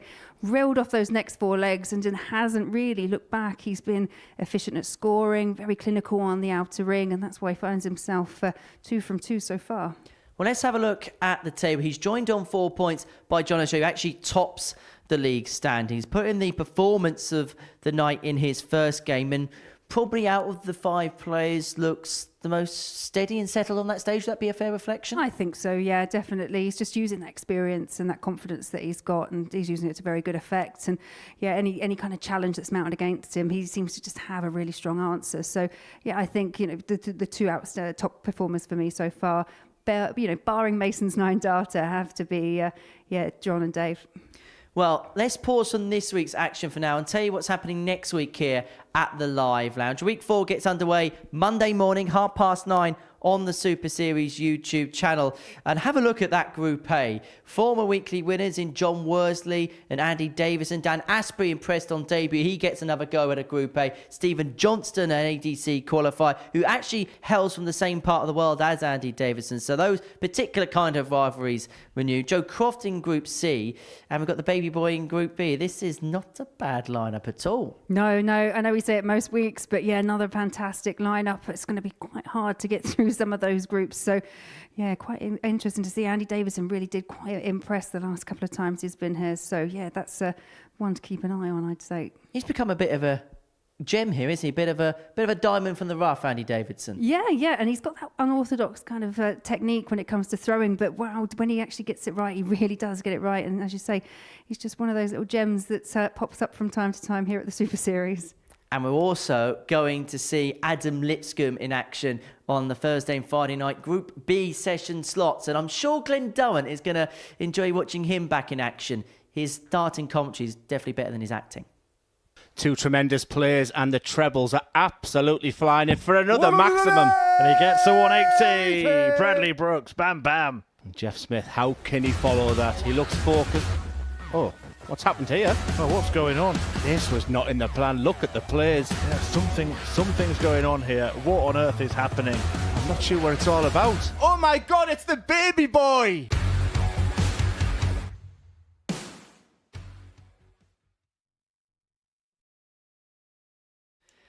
I'm not sure either then, past drama at GCSE at school. Anyway, Adam Lipscomb is going to be back for the Thursday, Friday night shift here at the Super Series. That's next week. And we get underway Monday morning from 9:30. Our 6th game of the session sees 2 London teammates go toe-to-toe as David Wawrzewski takes on Lee Cox. These 2 know each other tremendously well over the years. 2 really, really good mates going toe-to-toe here on the Live Lounge stage. And both players in differentiating parts of the league table. Lee at the bottom, David in second. And if David wins this one, it will leave Lee with a long way back as far as his group's concerned. Yeah, it would leave him with an awful lot of work to do. And this pair did meet in the last series. And you see there a nice little friendly sporting hug, but just think back to that interview that we saw earlier on this evening with Dave Wawrzewski. And as he said, they're good friends off the oche, but on the oche, it is all business. And I believe him because their last outing, he ran out a 4-0 winner over Lee Cox. 100.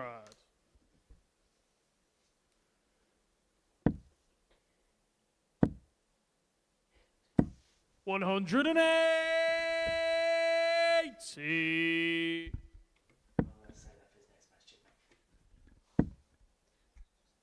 Well, these 2 hail from the same club, the same Super League team, same county team. It's one of those where there's nothing that's going to be unknown whatsoever. 95. David knows what Lee's going to do, and Lee knows what David's going to do, which can perhaps maybe be a bit of a double-edged sword. Yeah, perhaps. But I will say that 45. Lee Cox just hasn't looked settled, hasn't looked particularly comfortable up there tonight. So maybe this is the game where he's very familiar with his opponent and he knows what he has to do in order to beat him. Perhaps this is that one that kind of just settles him into the evening, settles him into this Group B campaign. Wawrzewski leaves himself on 88 after 12. It's been a solid enough start from him, and this to get his opening leg on the board and to leave Lee in the lurch. Bullseye does not go, and so Lee's going to get an opportunity, but it's at a ton plus out. Great first dart, but he misses the big number. That was the easy part of the equation, was the one that got Lee unstuck. Double 8. Wawrzewski leads 1-0. David Wawrzewski. Yeah, that miss at the single number actually was the same number. It's not the first time we've seen that from Lee Cox tonight. Just that lapse of concentration. Game on. Pins a perfect treble 20, but fluffs his lines on the single number. 85.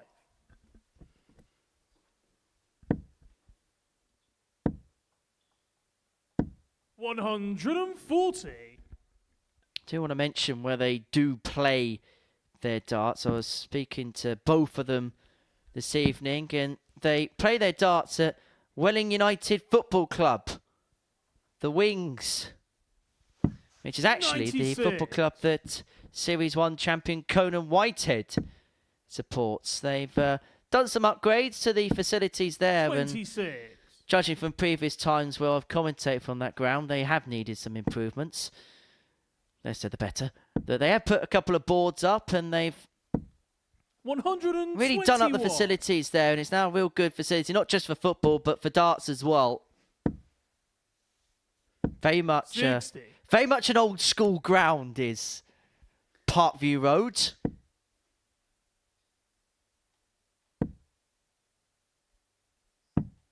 $99. Well, this is much better from Lee Cox. Just giving Dave Wawrzewski a couple of things to think about, because he knows full well that we haven't seen the best of Lee Cox tonight. And if he can flip that switch, turn it on, then Cox can be very hard to beat. Tops. Oh, that's sumptuous. That's superb from Lee Cox. Tops to level up at 1-1. An acknowledgement from his good friend. Third leg, it's David. And now great rival, David Wawrzewski, who you may see on his shirt is adorning the Alzheimer's Society Forget-Me-Not flower. It's actually the same flower that I'm wearing on my shirt this evening as well. It's a fantastic charity which does some amazing work for not just people with Alzheimer's and dementia, but also helps families out, gives them the opportunity of respite, gives them the facilities to spend time, quality time with people that suffer with the condition. And it's something that affects a lot of families, not just in the UK, but across the world. And some of the work that they do is absolutely tremendous. And some of the nurses and the doctors and the workers that work there do a tremendous job for a tremendous charity for a horrible and cruel illness. There's the Alzheimer's Society Forget-Me-Not. 98.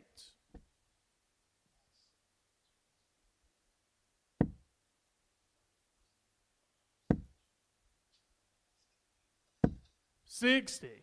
David, you require 120. It has that feel of the back and forth, the swing from both these players.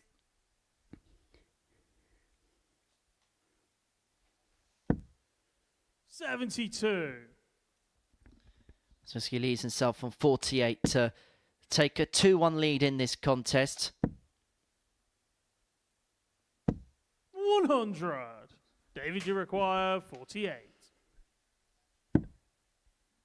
Sneaks into the single 16, and that's the 8, so double 12, and he just sort it out in the end. David Wawrzewski. Well, the open beg came to Wawrzewski's aid. He's 2-1 and halfway towards a third victory of the night. I mean that Lee Cox, who 135. remember was the joint favourite to win this Group B alongside John O'Shea at 15-8 at the 100. beginning of the night, may well find himself rock bottom.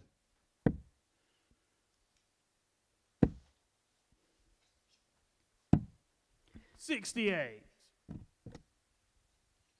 Yeah, hasn't been the strongest of starts for Lee Cox here in Group B. 100.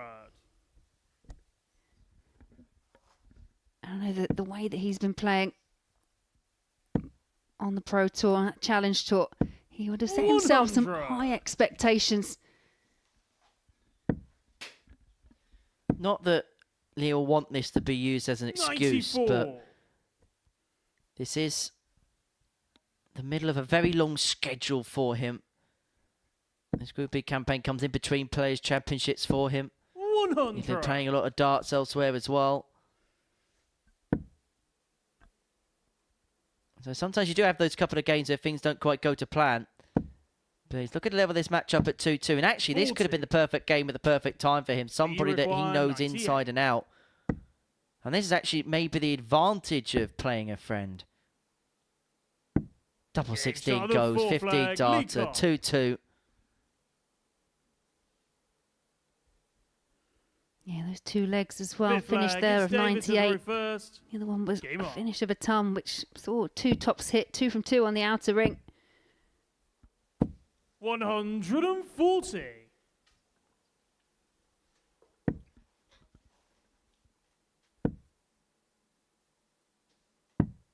$54.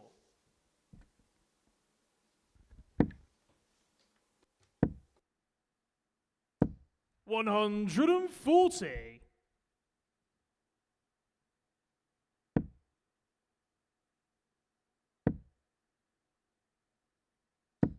180. Maybe next leg now. 180. Wow. Maxi followed by Maxi. And Wawrzewski's left himself on 41 after 9.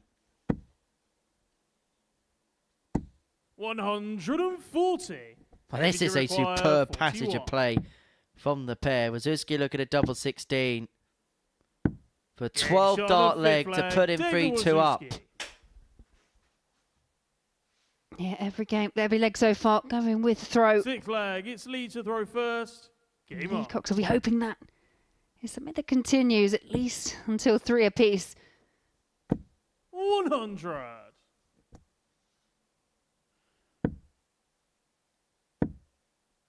In terms of average, this is a marked improvement here from Lee Cox, averaging 98 on the nose.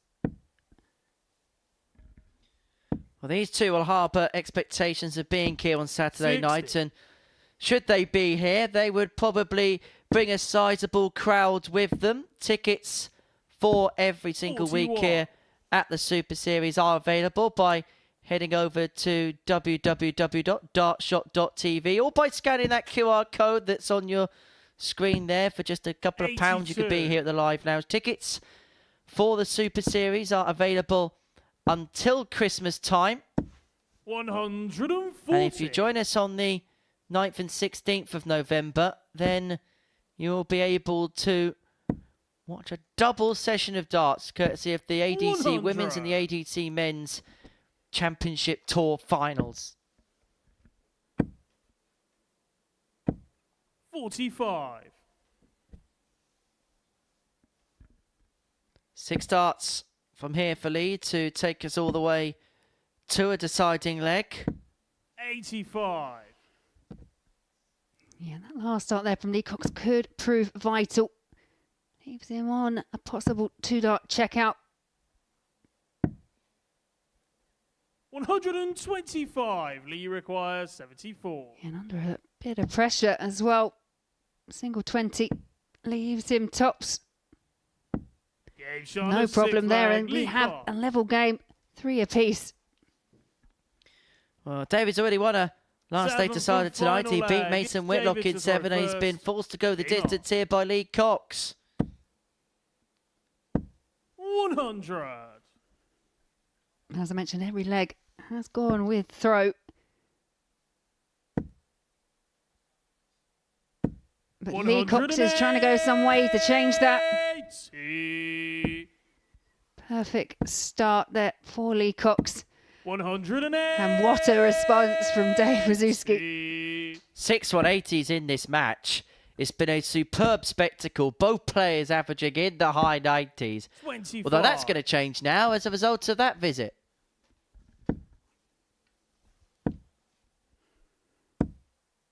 $123. Yeah, Dave Wawrzewski really taking advantage of that last visit from Lee Cox. And we mentioned they are good friends, but really are going blow for blow in this match. David, you require 98. 98 for the match. He's not going to get a dart here. May not get a dart at all. But that's dependent on Lee Cox taking out the 156. Wawrzewski's left himself on tops after 12. And he's going to get a go 100. at it. David, you require 40. To win the battle of the two good friends. Double 5. No oh, score. wow. That is a long way away. 56. Yeah, Lee Cox perhaps wouldn't have expected another shot here, but he's got it and it's tops the target. Can he use that? 36. Agony for Lee Cox as he just David, pulls you it under the wire. require 40. Both players have missed opportunities to win this match. Game shot. And it's David And the match, Wawrzewski David Wawrzewski. who makes it 3 wins out of 3. For Lee Cox, 3 games played, 3 defeats. It's a long way back for him from here. Wawrzewski have an average bang on the 90 mark, getting over the line against Lee Cox by 4 legs to 3.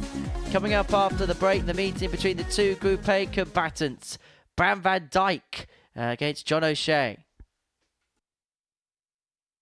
Welcome to the party in Portsmouth here at the Modus Live Lounge. They've both got the talent where they can just reel off leg after leg and dish out a heavy defeats. And what a way to start the day. We're up and running here on Champions Week with a maximum. But what a way to finish. A 12-dart leg. Beautiful check out there from Cam Crabtree. Only needs the one. Game shot on the second leg. Darius What were you saying about efficiency? Game shot on the third leg. Reece Is that Robinson. the moment that Reece Robinson comes alive in this crucial clash? Looks like he's going to go for it. And it is right next to his favourite double top. And he gets the job done at the earliest possibility. That is Cam Crabtree through.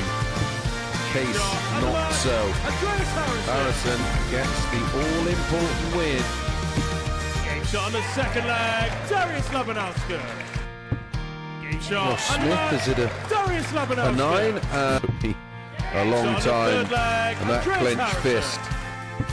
Game shot on the Well, mark. he gets the job Andreas done Harrison. in the end. He's nodding in total Game shot on the agreement second because leg.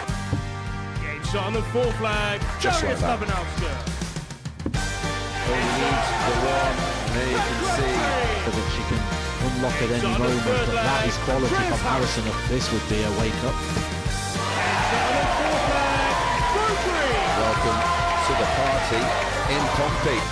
Should be a good marker for him, and is. It was a great dive. Shot on the first leg. Andreas It's a Harrison. breaker throw for Andreas Harrison. Shot on the second leg. Cam Crabtree. Consecutive breaker throw. Double 16 is found. And he does lead. It's not an 11, but it's a beautiful 12, treble 17, which he gets. Bullseye for the win. Absolutely incredible by Andreas Harrison. He's Andreas Dirty Harrison!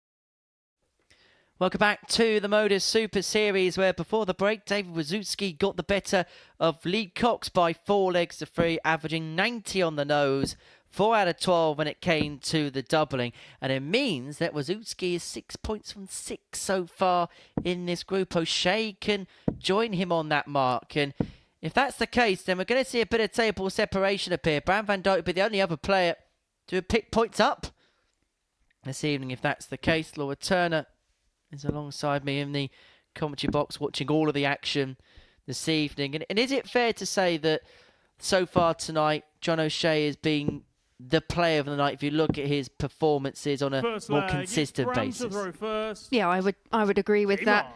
He's given us the highest average of the evening. That opening match where he won 4-1 over Lee Cox, averaging 97.3. Backed it up with a 4-2 win over Mason Whitlock.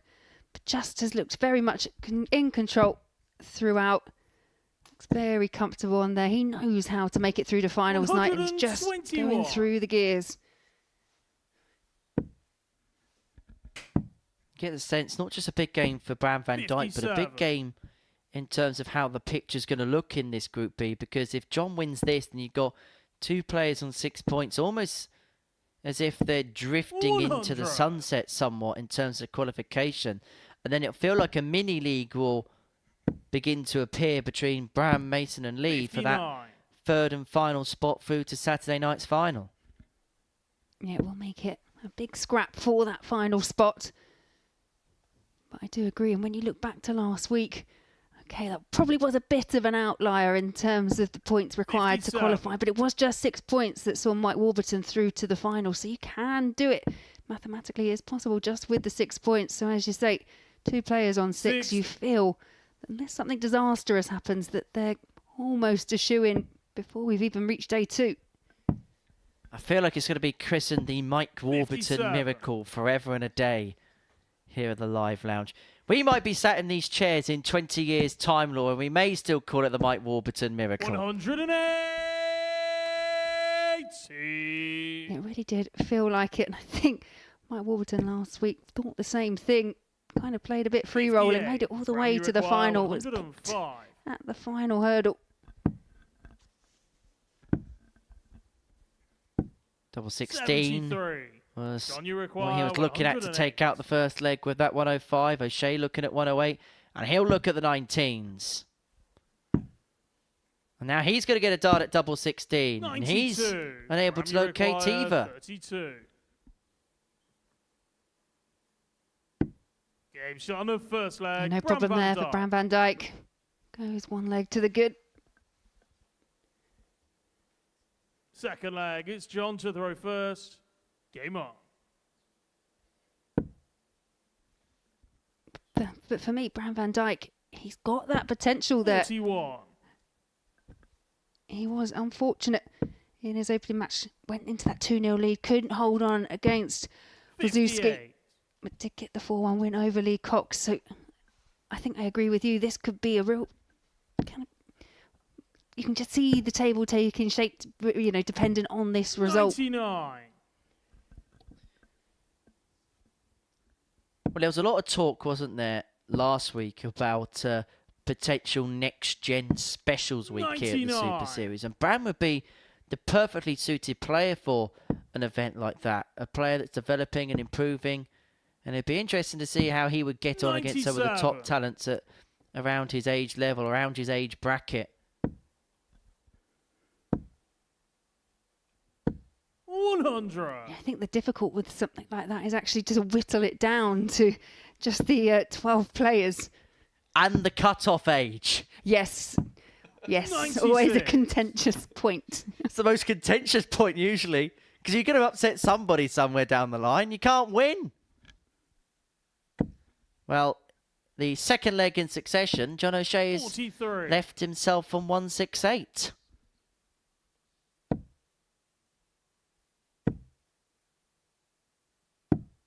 $96. Has left himself on 72 in the end to level this matchup at one apiece, although Bram looking to set up. 100. Needed the trouble at the last start. Johnny Finds the trouble at the last 72. start. Here's whether Bram gets a chance to come back as John Eyes up 32 and pins shot on it. the second leg, John Yeah, O'Shea. level game, one apiece. Not been a vintage John O'Shea Third leg, performance it's so Bram far, to but he'll be first. happy enough with the Game fact on. that he's level. That's nice because we've been bigging him up, isn't it? I think. It's what always happens. 100. Build them up to break them down. I promise you, it's not the intention. 83.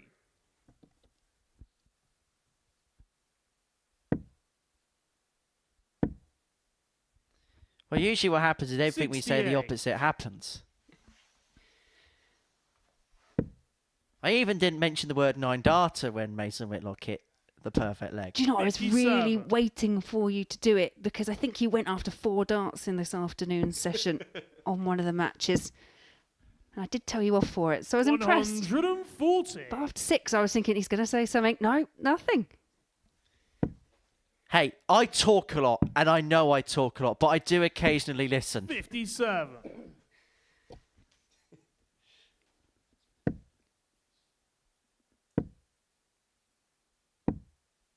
$53. Interesting position this leg. Brown's let himself first to a finish, but if O'Shea can pile in something big, then he's going to be lurking quite 140. precariously over the shoulder. Ram, you require 140. Yeah, we know John O'Shea. He does like a big 100. finish. And how Johnny did Bram require van Dijk 164. squeeze that dart over the top there? But it may be in vain. O'Shea could have found the second treble 19, which would have given him a dart at the bull. And Van Dijk, you can see staring at the board in the 92. background. He's going to Ram, you require come back 40. at it with 3 darts at tops to lead this game 2-1. Double 10 Game shot is on the found. third leg. And Bram the young van Dijk. Dutchman leads the experienced Irishman by 2 legs to 1. Fourth leg. It's John to throw first. Game on.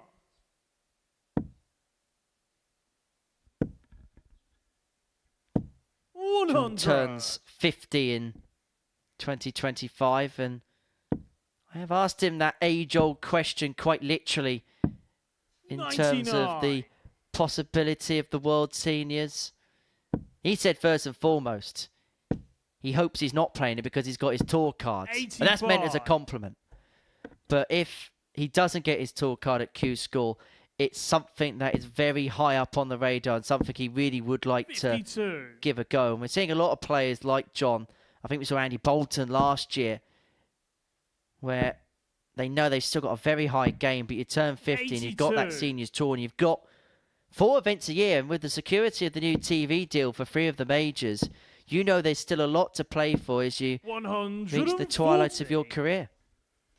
Yeah, I think John O'Shea would be a great addition to the seniors tour. But as you say, he does have other priorities in terms of securing that 56. tour card.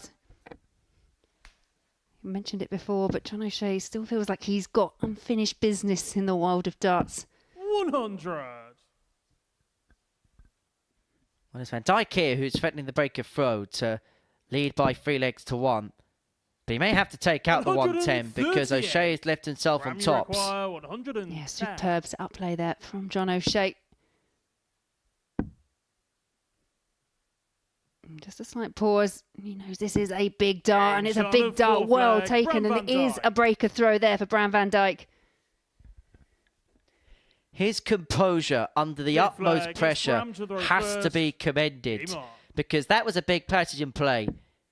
He had a ton plus checkout with his opponent breathing down his neck. 100. This game could have easily been 2-2 and back as you were, but now Bram van Dijk is throwing to win this match.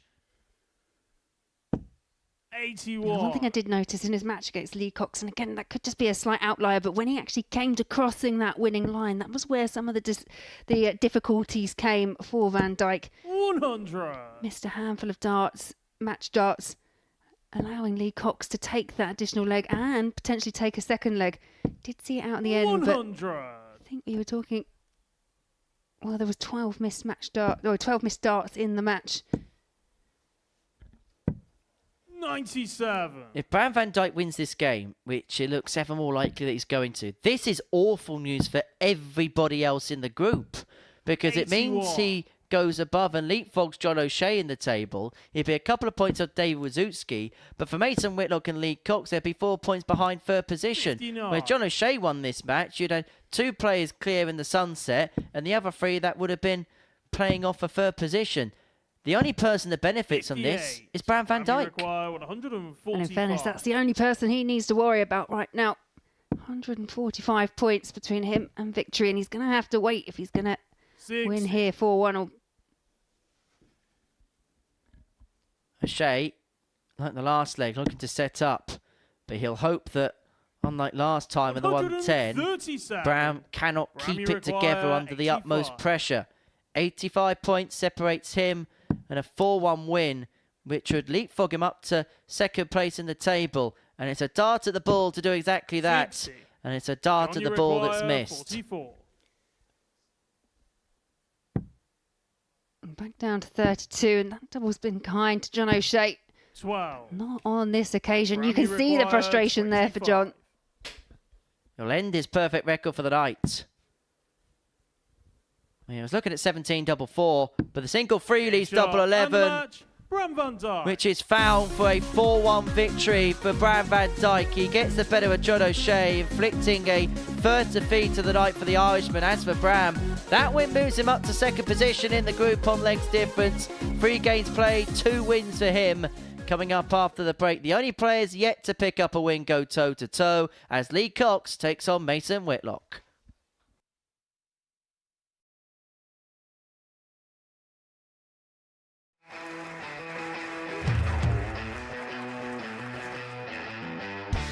Hang on a minute. Wow! Oh my God!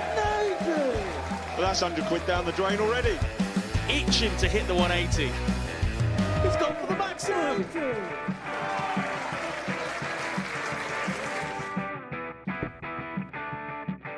18 for the bull. Bull. 53. No, he said bull. That's a great first out from Adam. Oh, look at this. He's going to leave Skate. Oh, can you believe it? That is unbelievable.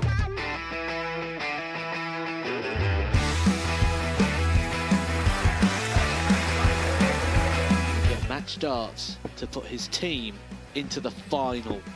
And through to the final they go. Charlie Murphy has hit the match-winning dart on both occasions. Double 4 for the title. Game shot out the match.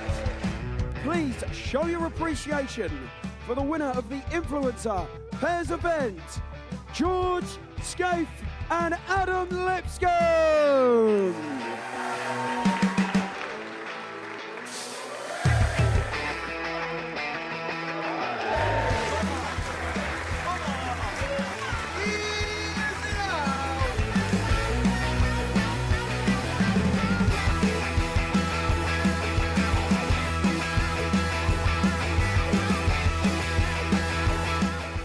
He seems to be out. That's what he is, Charlie Murphy. A couple more visits yet. We're not going to need that. Bosh. Pie face is through. And he is absolutely buzzing. It was a game that Pie face dominated throughout.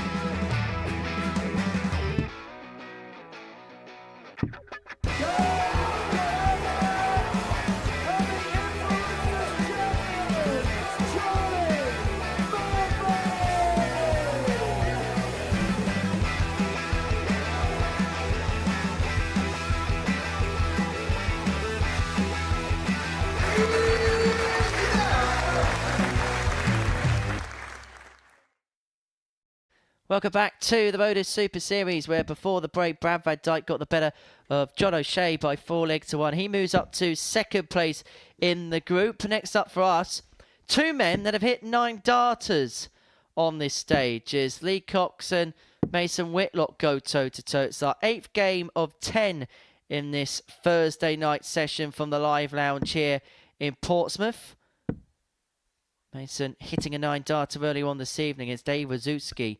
He lost that game by 4 legs to 3, but we are informed that Dad Simon has been watching Mason in action this evening and was watching the 9 darter. I'm sure there's going to be the age-old father-son rivalry as to whose 9 darter is better. Nothing against you, Mason, but I get a feeling that hitting it in front of 11,500 people at the O2 at the minute might just get the shades.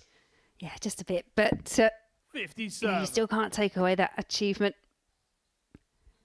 And what I enjoyed about it, maybe it's me being a bit soppy, but the reaction afterwards and the big hug from Wazzy as well. I think it was one of those moments where you think, wow, I've done it. I know I can do it, but I've actually done it. And there is so much in Dads, in Mason. 59. You just look at the starts, you look at the darts. You can see how the way Simon plays the game has had an effect on Mason. We can have a look at it in a bit more detail here. It is almost like a carbon copy. Yeah, very much so. 83. And you have to say, what a teacher Mason Whitlock's got in Simon. Simon, one of those players that just loves the sport, just loves playing. We actually had the pair of them at our local kind of tournament at one point, and funny enough, it was the same tournament that we had Rob Cross and his uncle turn up at. My daughter did the draw for the pairs. It was Mason and Simon against Rob and his uncle, and guess who drew them out first round against each other? Yeah, she wasn't very popular. 98. Mason, you require Banned from doing draws ever again? Well, no, the rest of the field loved it. It was just the the four involved. Well, Cox has left himself on double 10 to take out the opening leg. Is that awkward? It was, double 5. And Whitlock's going to get a go at the 75. Mason, you require 75. Yeah, good first. Up for double 12. 63. Just over adjusts. Lee, you require 10. And so Lee returns for 2 5s. And he's going to go directly for double 1. No score. And he's going to head back to the start if he gets another go. 12. Whitlock looking at double 6 for the break of throw. Should be a nice guide for him. And uses it well. And Whitlock gets the break to lead 1-0. Second leg, it's Mason to throw first. Game on.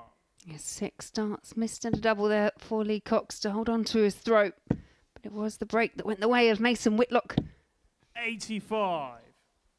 We should note as well that this is Lee's last game of the night. He will depart us following the conclusion of this match. 60. Mason does have one more after this. So there is a possibility that he can completely turn the tables in this group if he wins his last 2. And his last game is against Bram van Dijk. So there is a chance that he could well be level on points with a qualifying spot, whether it be P2 or P3. 180. But for Lee, he's got to leave it all out there and hope that he finds something for his efforts this evening. That maximum will help him on his way. 44. But he missed 6 starts to win the opening leg and finds himself chasing in leg 2. 100. Well, that visit sees him first down to a finish. Is a big finish, 161.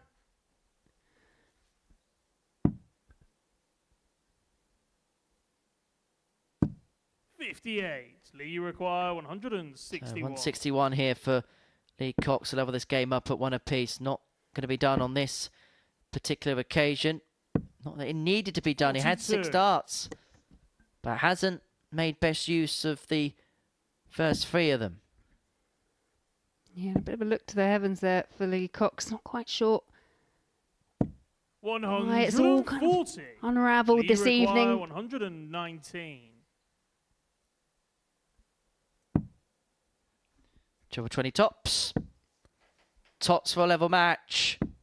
79. And it would have been for his second Mason, you topper of the require night. 40. This for a 2-love lead. 2 10s. Game shot on a second Picking leg. up Mason the Whitlock. pieces is Mason Whitlock. He leads by 2 legs to 0. Lee has missed 7 darts at a Third double so leg, far it's in Lee this to row contest first. on a night Game on. which has been absolutely disastrous for the man from Crawley. 100.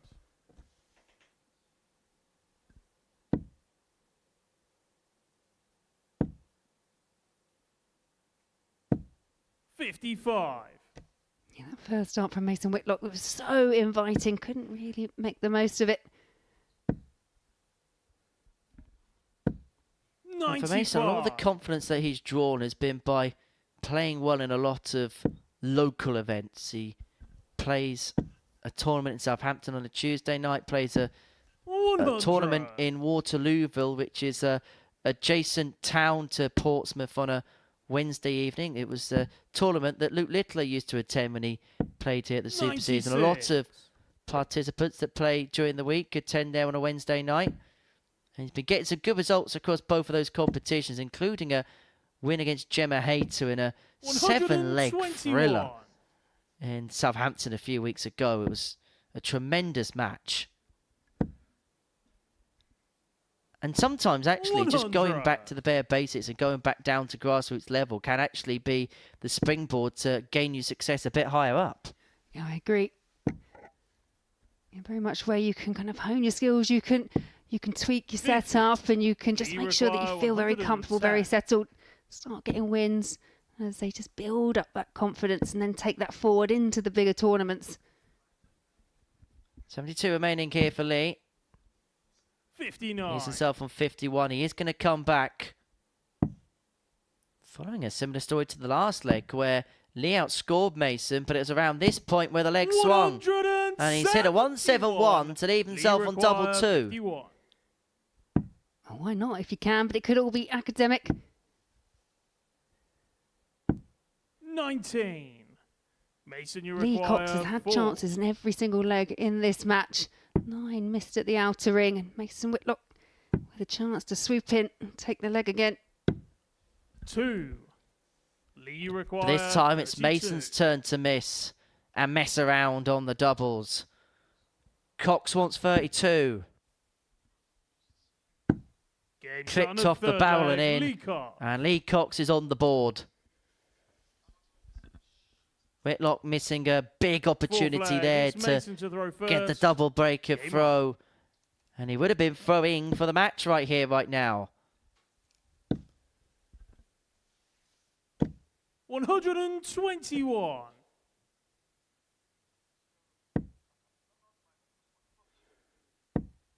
Yeah, a bit of a flyer there again from Lee Cox. 45. Just already at this early stage in the fourth leg, just give Mason Whitlock a bit of breathing room. 59.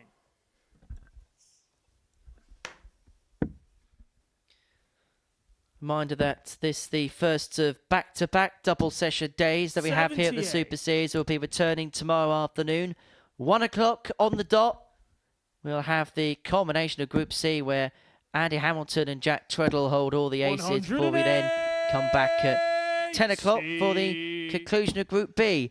And we know that Mason Whitlock has form for taking out this 1-4-1 this 59. evening. Mason, you require 141.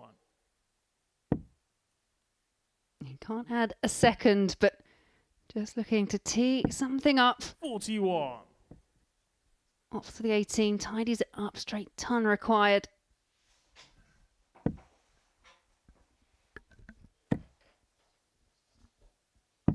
$139. Pull Mason, him you require 100. to within a leg of victory. Tops. No, decided to persevere on the treble.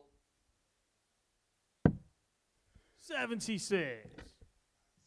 Yeah, good switch there from Mason Whitlock. Strong position now to go 3-1 ahead. 100. Mason, you require 2 24. trolls for a 3-1 lead. Double 6. He has been quite handy on this target tonight, and he's handy again there. Whitlock leads 3-1, and Lee Cox is on the cusp Fifth leg. of It's 4 Lee to defeats throw from first. 4 on Game his on. opening night in Group B.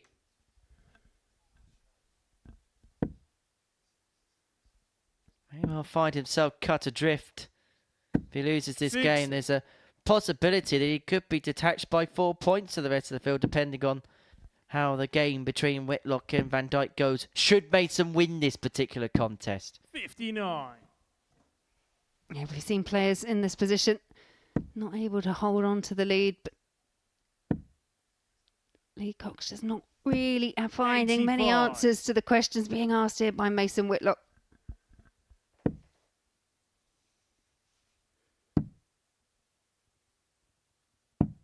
$58. 2 more games to go upon the culmination of this match. We mentioned that Whitlock Van Dijk game in match 10 of the evening. John O'Shea against David Wawrzewski will follow this one. And it may well be a game that has another leg in it, because Lee just about has the advantage of throw. 96. After 9 darts apiece.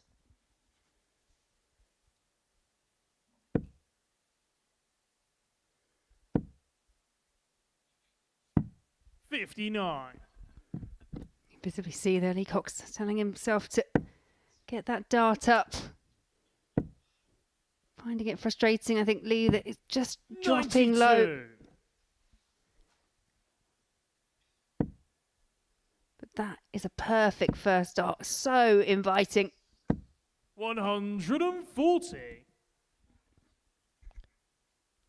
97 points away from extending this game into a 6th leg. Which has kind of been the story of the night. Apart from a require 97. couple of 4-1s, we've seen a lot of tight encounters this evening. Double 12. 73. To have extended this game ever further. But this, for Mason Whitlock, for the match, and it would subsequently end Lee Cox's evening. 18. Lee required 24. A difficult visit there for Game shot on Mason the Whitlock, fifth but leg, all Lee academic as Lee Cox finds the double 12 target. Once again, Mason, if he is to Sixth win leg, here, it's Mason to he needs throw to first. serve it out. Game on. This his opportunity. This the opportunity with the darts in his hand. 57. Cox is kind of at an all or nothing point right now, isn't he? Where he has to try and conjure something up.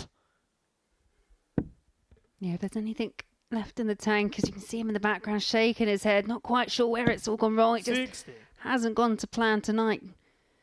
As dart players, you know, this can just happen.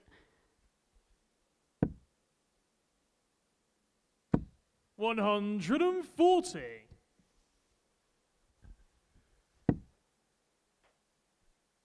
But I think you mentioned it earlier, you just have to kind of leave everything out there. Just make sure that you've thrown everything you possibly can at it. It feels like for Lee, his relationship with the Super Series at points could be described as love-hate. He absolutely loves playing here, and he loves the invites that he gets here. But he must feel like some of the memories that he has in this building at points are incredibly 41. painful.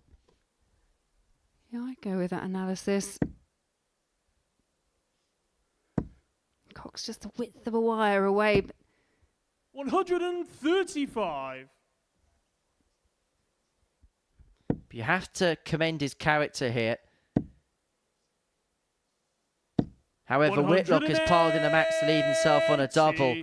And now there is a forced need to take out this 111. Double 16. Would have been to have taken us the distance. This to finish the match off. Straight for the double 19. Straight in the double 19. Mason Whitlock gets his first points on the board. And as far as Lee Cox is concerned, it's a pointless night here at the Live Lounge in Portsmouth. Relief. Relief more than anything else for Mason Whitlock. He had the 9 darter earlier. He has the points in his pocket now. He walks down the stage. He has an opportunity to finish on 4 come the end of the evening. Coming up next, John O'Shea, Dave Wawrzewski, the 2 of the top 3 going toe-to-toe.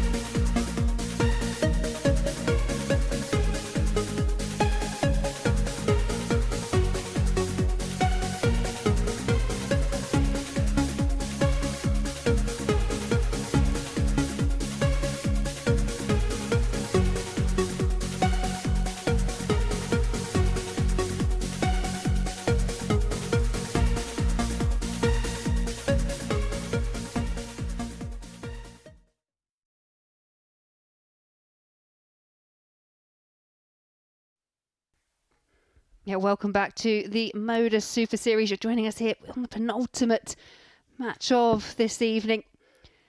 And it is John O'Shea who takes on Dave Wawrzewski, the two at the top of the table. Well, John O'Shea now just slipped into third place, but it just feels like a top table clash to me. These two have been the standout players for me for this evening. And I think they're going to want to bring their A game. They're going to want to come out of this on top. For Wawrzewski, it would be for him to go through the card. But John O'Shea had that disappointing loss to Van Dijk in the previous First match. leg, it's John to Gonna throw first. want to right that wrong Game on. and find a victory here. Chance for Wazzy to complete the card, just like Andy Hamilton did earlier on today. But John O'Shea will have other 83. ideas. If he wins this game and Bram Van Dijk gets the better of Mason Whitlock, there's an 100. argument that the group may well be close to done before we've even got to the halfway point, because you can have the possibility here of 3 45. players being on 6 points and then Mason Whitlock being the other player to have picked up points tonight on 2, and it would mean that for him and Lee it would be a long way back 140. when it comes to Friday's proceedings.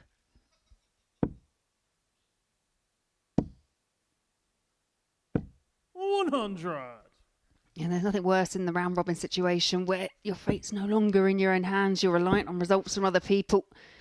We have seen it week in, 49. week out, and it does happen, but it's nerve-wracking for the players. 99. Wawrzewski threatening the break of throw in this first leg. He's got 6 starts and 2-12 to do exactly that. 56. But the dry turn here, yes, it has left him on a finish, but it's left John O'Shea with the stronger hand if he can power in a treble, which he's unable to do 57. either. David, you require 156.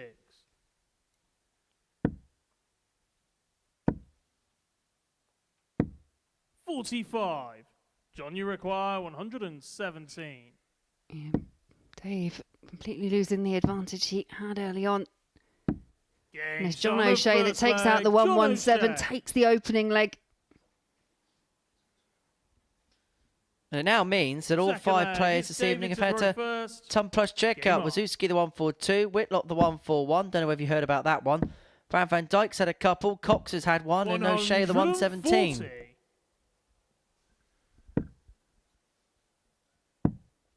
Been a really good night in this Group B. 96.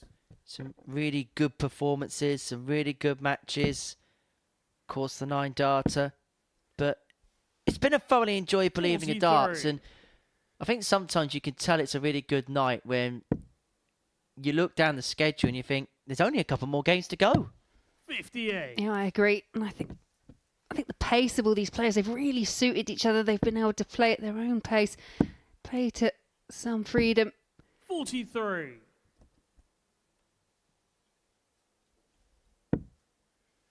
Well, the good thing, Laura, is we get to do this all again tomorrow night. 134. Yeah, and from a completely selfish point of view, I do hope that it perhaps isn't all tied up as much as it possibly could be 77. tonight, because I do like it when it goes right down to the wire. Darting drama. It could be one of those Fridays that there is a 177. potential where we kind of know everything quite quickly. And maximum turn for O'Shea's left himself from 36 after 12 to get the break of throw at a 2-0 lead. 99. And that's a great guide. But he cannot work it, and that's why he cuts that figure of frustration.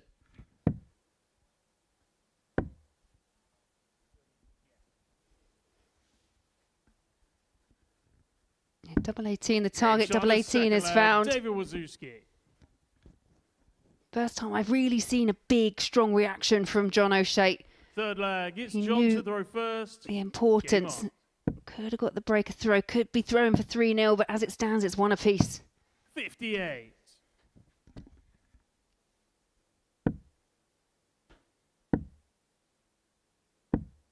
$56.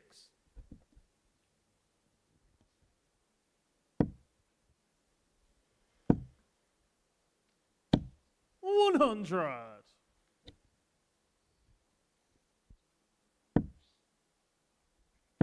That first start hits there. That is absolutely 100. perfect for David Pearce. Unable to use it in a way that he would have liked. And again, a perfect first start from John. He manages to crash in another alongside. And from 1-0 behind, could well find himself 2-1 up in next to 55. No time at all.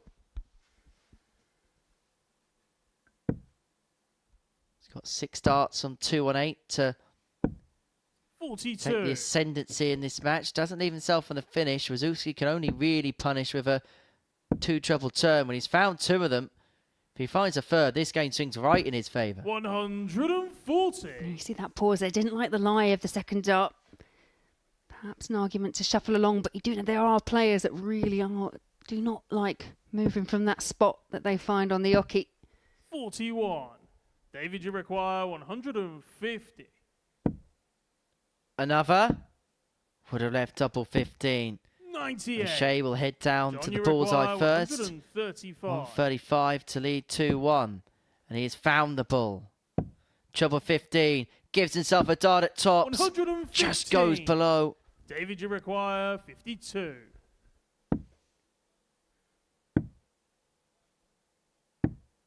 $36. Now it's John, Dave Wawrzewski 20. who misses a break opportunity.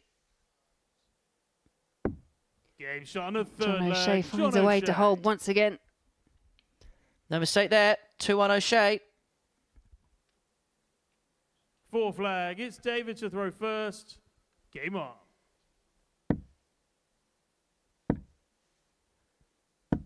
$60.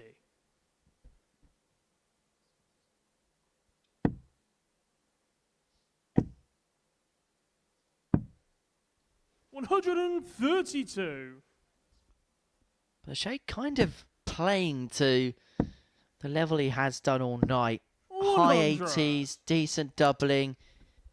All night long he has played at a decent level, and if he gets 3 wins out of 4, 97. probably be a fair reflection of his evening. Yeah, I'd say so. He kind of treated us to that really strong opening match against Lee Cox, 56. where he ran out with a 97.3 average. But as you say, since then, kind of just mellowed around the high 80s in terms of averages. 55. But we know in darts it's all about timing, and some of the misses that he had, especially in that match against Bram van Dijk, very untimely. 100. Well, it's a sport where the misses are just as important as the hits. 92. Wawrzewski looking to hit back. Looking to set up from 185. O'Shea has left himself on a finish to break the throw with the Londoner. 43. John, And he's going to be in a better suit. 25. He has stolen the darts. He's not going to get a dart at tops this time, 65. but he'll expect David, to you come require back. 142. And will come back. 55. This for the John, you break, this the require 3-1. 60. And it will give O'Shea the darts for the match. 40. Double 10 David, missed. you require 87. So 87 here for Dave Wawrzewski. 82. That double 5 has John, you require been quite 20. troublesome for some of the players this evening. Double 10. Now up for double 5. For the break and a 3-1 lead. 10. He has spurned a multitude David, of you opportunities require to take 5. command of this match. And it could well be a contest that's level in a few moments' time. Wawrzewski 2 at double 2. Game He shot only on the needs the 4th 1. flag, David Wawrzewski. And we are level at Desmond. Yeah, for John O'Shea, 9 flag, missed it's chances John so to far throw at the outer first. ring. He Game could have on. seen this match out 4 legs to 0. Has had chances in all of them, but as it stands, it's 2 apiece. It's a level match. 140. Mind you, what is it they say about grandmas and bicycles? 58.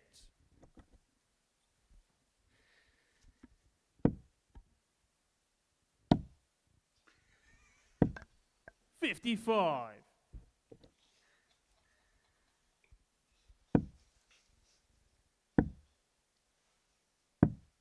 43.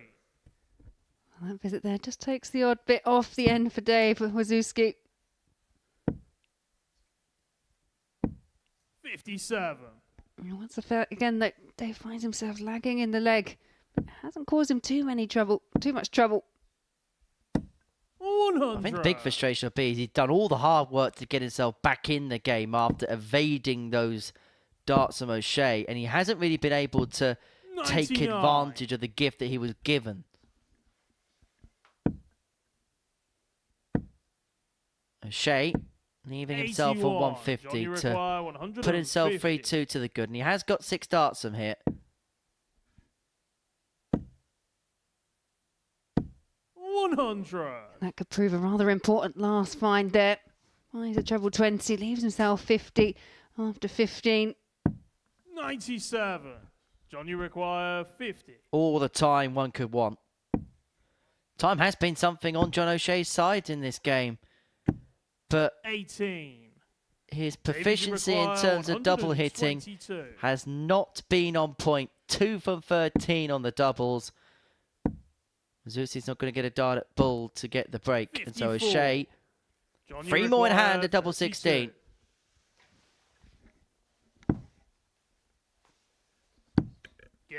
Just the 2 required, but it is 3-2 to John O'Shea. We are still on throw. First. Game on. Dave Wawrzewski will be hoping that that is a pattern that continues. And with darts like that, I think it will.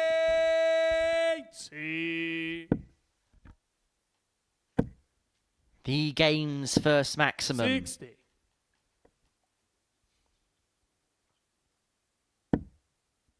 Could have been followed by a second. No. No. What did I tell you? It's got to be at least 5 darts. Okay, maybe I don't listen. 59. However, Wawrzewski won't care about 9s. He'll just care about 85. Getting the legs on the board and getting the points to the board. And he's got plenty of time to take this match all the way to a last leg decider. And if he can win that, 48. He would have completed the perfect night. You require 136. 8 points from 8, 4 wins from 4. He's looking for another trouble to leave himself on double 8, but he finds himself on tops after 12 to take us the distance. Oh, John O'Shea's focus now will be 100. David, you require on that 40. last deciding leg between the pair. It's Dave Wawrzewski in a very strong position. Game He does find the double 10 target, and we are at 3 apiece.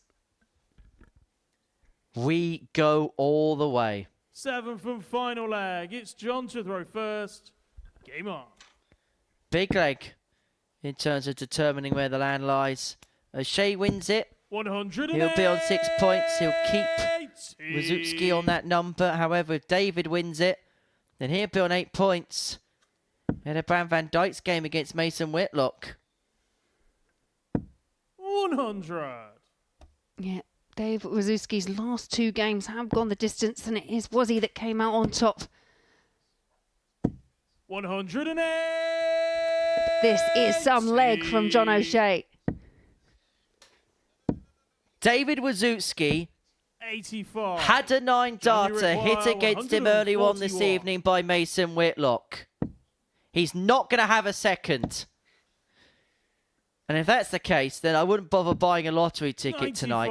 And I wouldn't go past any wells or any ladders or near any cats. But more importantly, more pertinently for him, O'Shea has left himself on 46 for the match to wrap up a 4-3 win. It will put him on to 6 points in the group. He finds the double 16 to finish off the night with an 11 darter. John O'Shea gets the better of David Wawrzewski by 4 legs to 3. Wazzy won't complete the card. O'Shea ends the night on 6 points. Bram van Dijk could do exactly the same if he can get the better of Mason Whitlock. Both of them two, they're going to finish on 6 points. O'Shea and Wawrzewski. O'Shea kicking something, I don't know what, but snapping at the heels after the break, Mason Whitlock and Bram van Dijk.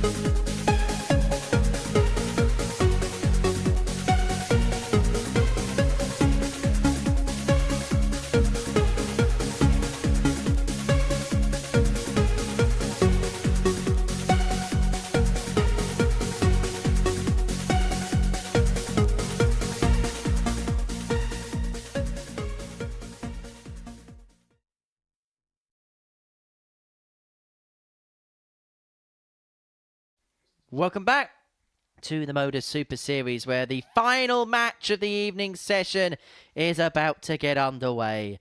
And it sees Mason Whitlock and Bram van Dijk go toe-to-toe. Before the break, John O'Shea got the better of Dave Wawrzewski, inflicting a first defeat of the evening upon Wazzy. And both of them actually end the night with identical records. 6 points plus 3 in terms of legs difference. Wawrzewski leading proceedings right now because he's won more legs than John O'Shea. But if Bram van Dijk gets the better of Mason Whitlock in this match, then he will go top of the table going into day 2 on legs difference, no matter what the margin 85. Of score. And if Mason Whitlock wins, then we're in a predicament where you've got the top 2 on 6, the middle 2 on 4, and Lee Cox at the bottom without a point to his name.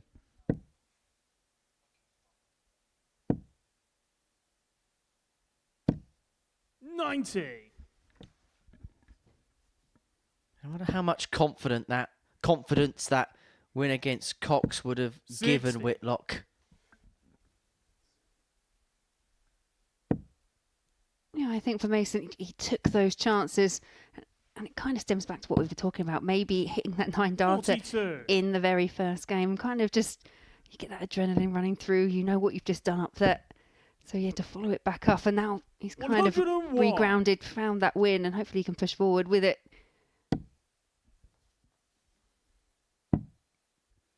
That's the only dart really Mason can't work with. 136. We saw it early on, didn't we, with that 18. If it's a bit loose in the board, if anything goes nearby, it's just gonna go out like a Jenga piece. 108. As Van Dijk hits the game's first maximum to leave himself on 61, threatening the break at throne. He is going to get a chance.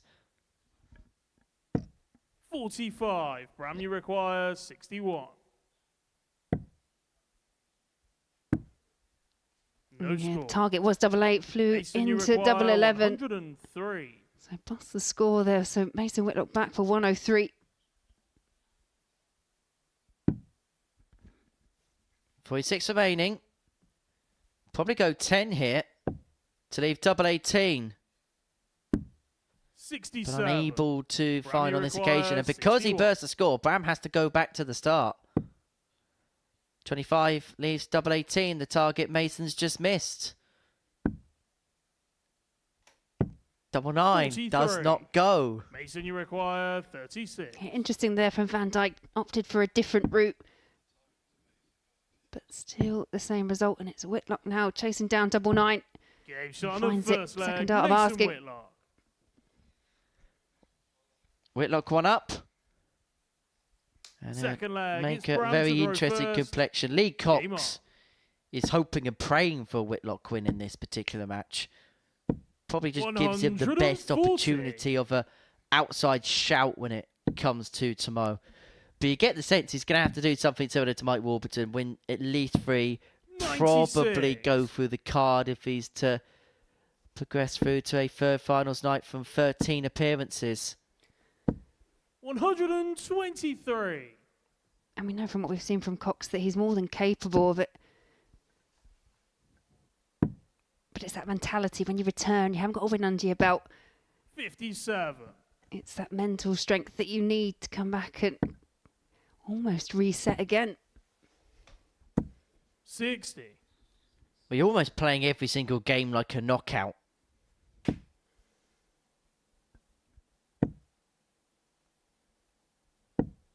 58.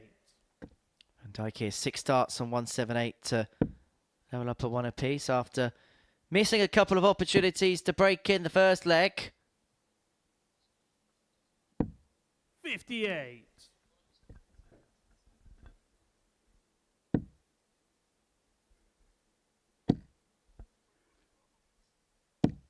108. Yeah, I would be running for that as well, Mason. Bram, you require 120. Just hanging on in there, but that is one of the rules. You have to retrieve your darts. Tots of Van Dijk for the 120 out. 100. Mason, just below, and so Mason, 110 for 2-0.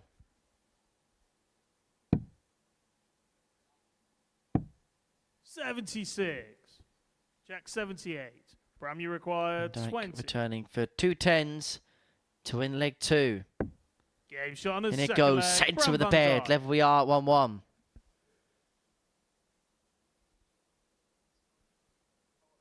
Third leg. It's Mason to throw What was that first. game at the World Championships, wasn't there, involving Dave Chisnell, where he had all sorts of problems with darts flinging around and bouncing around everywhere. 55. Didn't he win the leg? Or supposedly won the leg? I think he hit the bullseye or something. And the darts went out before he could retrieve it, so he had to go back 96. to the very start again, or on something else to win the leg. Yeah, it's one of those 60. rules, isn't it? That even if the caller has actually called out the score, you still have to physically retrieve those darts. 121. Bit of an awkward one, isn't it? Game shot and the check. 44. The official wording is the dart has to, or any part of the point has to penetrate the board 100. for it to count as a scoring dart.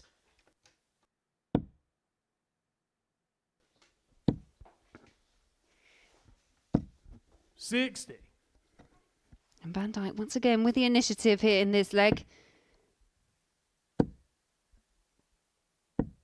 94. Yeah, good switch, good last there for Van Dijk. Whitlock being left in the lurch in this leg, and if he loses this leg, he 134. Bram, you will find require himself 90. on the back foot as far as this game is concerned. Bullseye for Bram. 45. Mason, you require 148.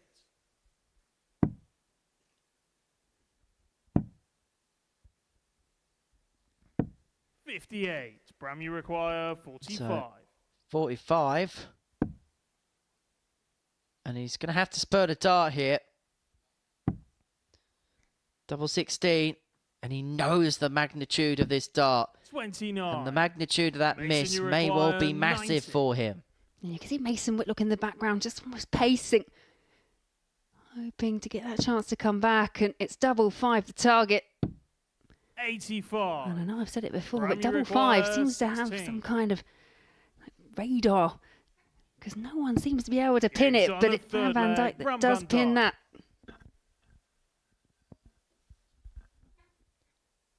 Yeah, that double Fourth 5 flag, looks it's lost Bram at to sea, go and Mason first. Whitlock may feel all at sea right now. And suddenly, Bram van Dijk may see 6 79. points and a place at the top of the table on his radar.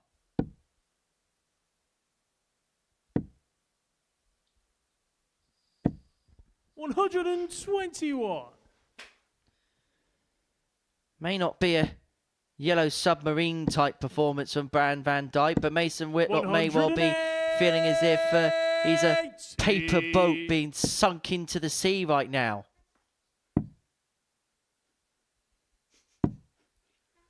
$84.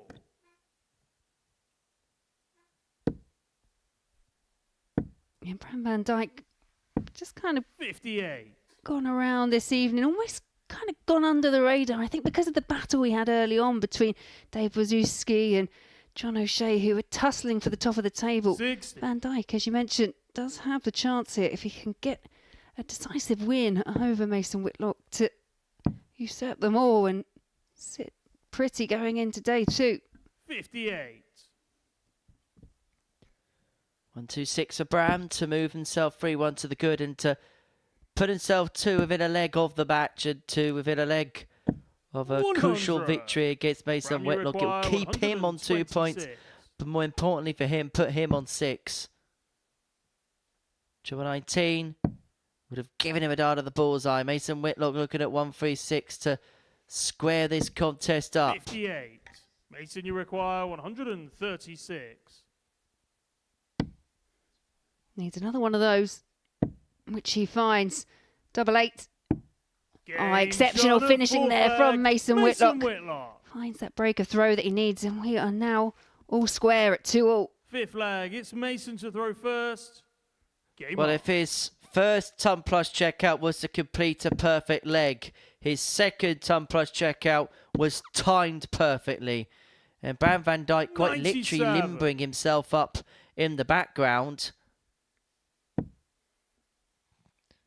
Getting the body moving. But he may need to get a move on now because he's found Whitlock back at 2-2. And if he's not careful, he may see a game that he looked in control of drift away from him. 58.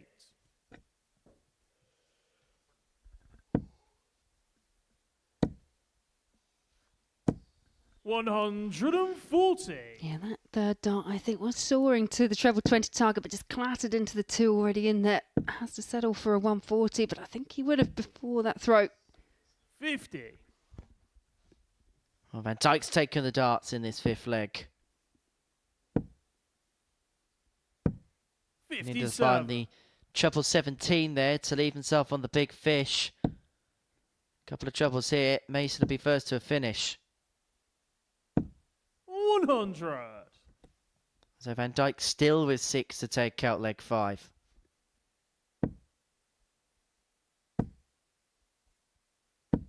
$100. Yeah, great last start there. Puts him down to 104.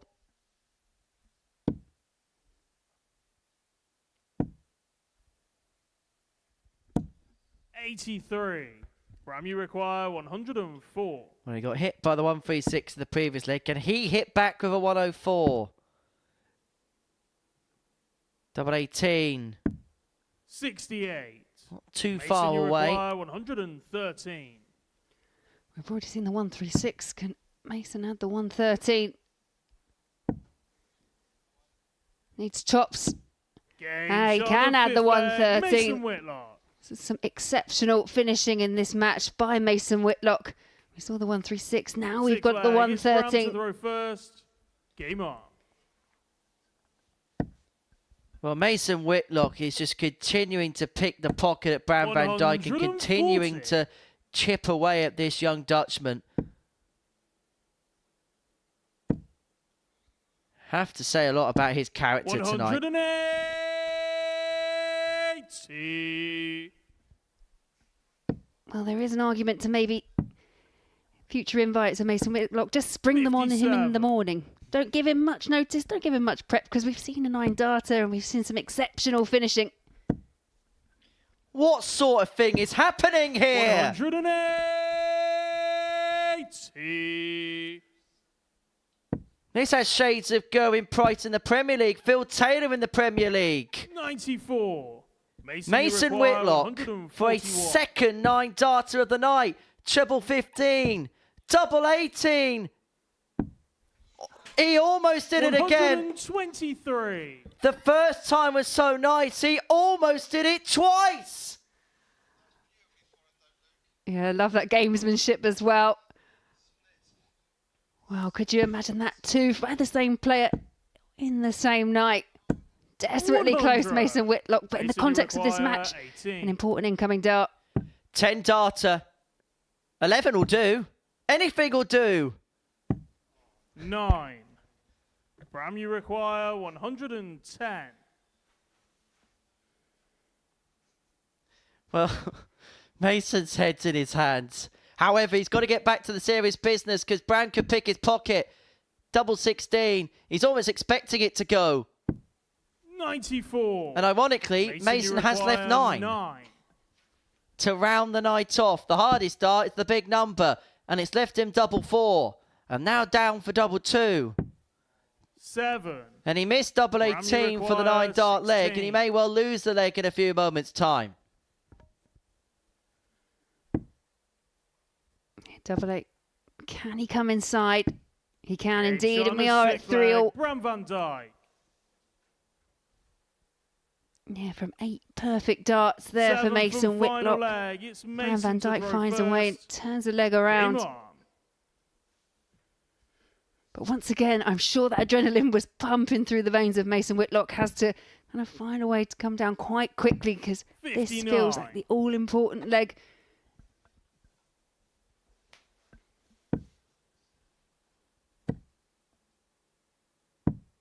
$44. Well, now Mason's got to try and keep it all together. 140. And in fairness to him, he's doing a very good job of it.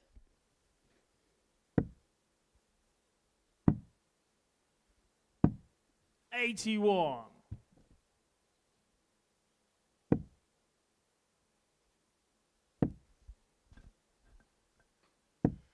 58.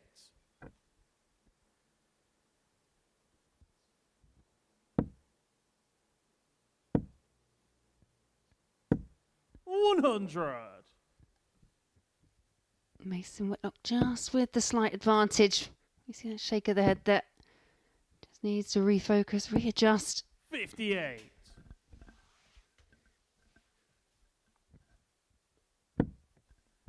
I can actually feel the tension. I don't know about you. It just feels like one of those matches. 100. We're at the back of the building behind Perspex glass, and we can feel the tension. And we've got no right to. 56. Well, Mason's on his way down to a 130.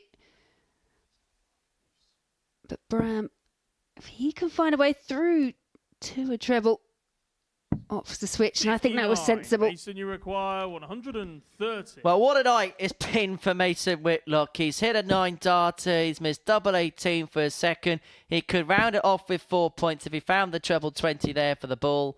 42. But all the effort he put in this 117. evening may all be in vain. If Bram van Dijk takes out this 117, treble 19 would have given him a dart at tops. 57. Mason, you require 88. No, so just 88 points between Mason Whitlock and a victory. And that leaves him the ball. 50. Bram, you require 6. Bullseye, Mason. Bram van Dijk limbers up ahead of an attempt at 60. Mason Whitlock shakes his head in the background. He feels like he's blown it. But he's going to 20. get another opportunity. Mason, you require 38. Well, this crazy game gets one final twist, one Game final shot, turn, and the match, and eventually Mason Whitlock gets over the line. His facial expression tells you how hard a work it was. He and Bram van Dijk will both be on 4 points overnight. Mason Whitlock talking about the missed double 18 for his second 9 darter of the night. Some of the darts he was throwing at points was scarcely believable. Bram van Dijk was just a spectator amongst that spectacular moment. But for Mason Whitlock, it's a 4-3 win to round off his evening. We're going to round it all off in the studio in a few moments' time.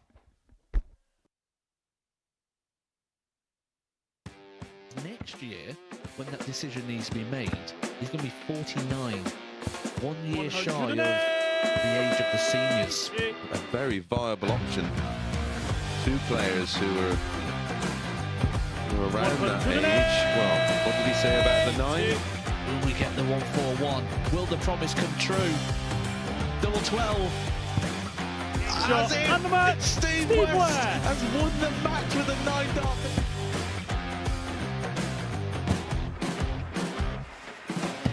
Harrison has kicked off the last leg in perfect style. It's everything, really. Oh, he's timing this well again. 180. With a 9 darter, treble 19.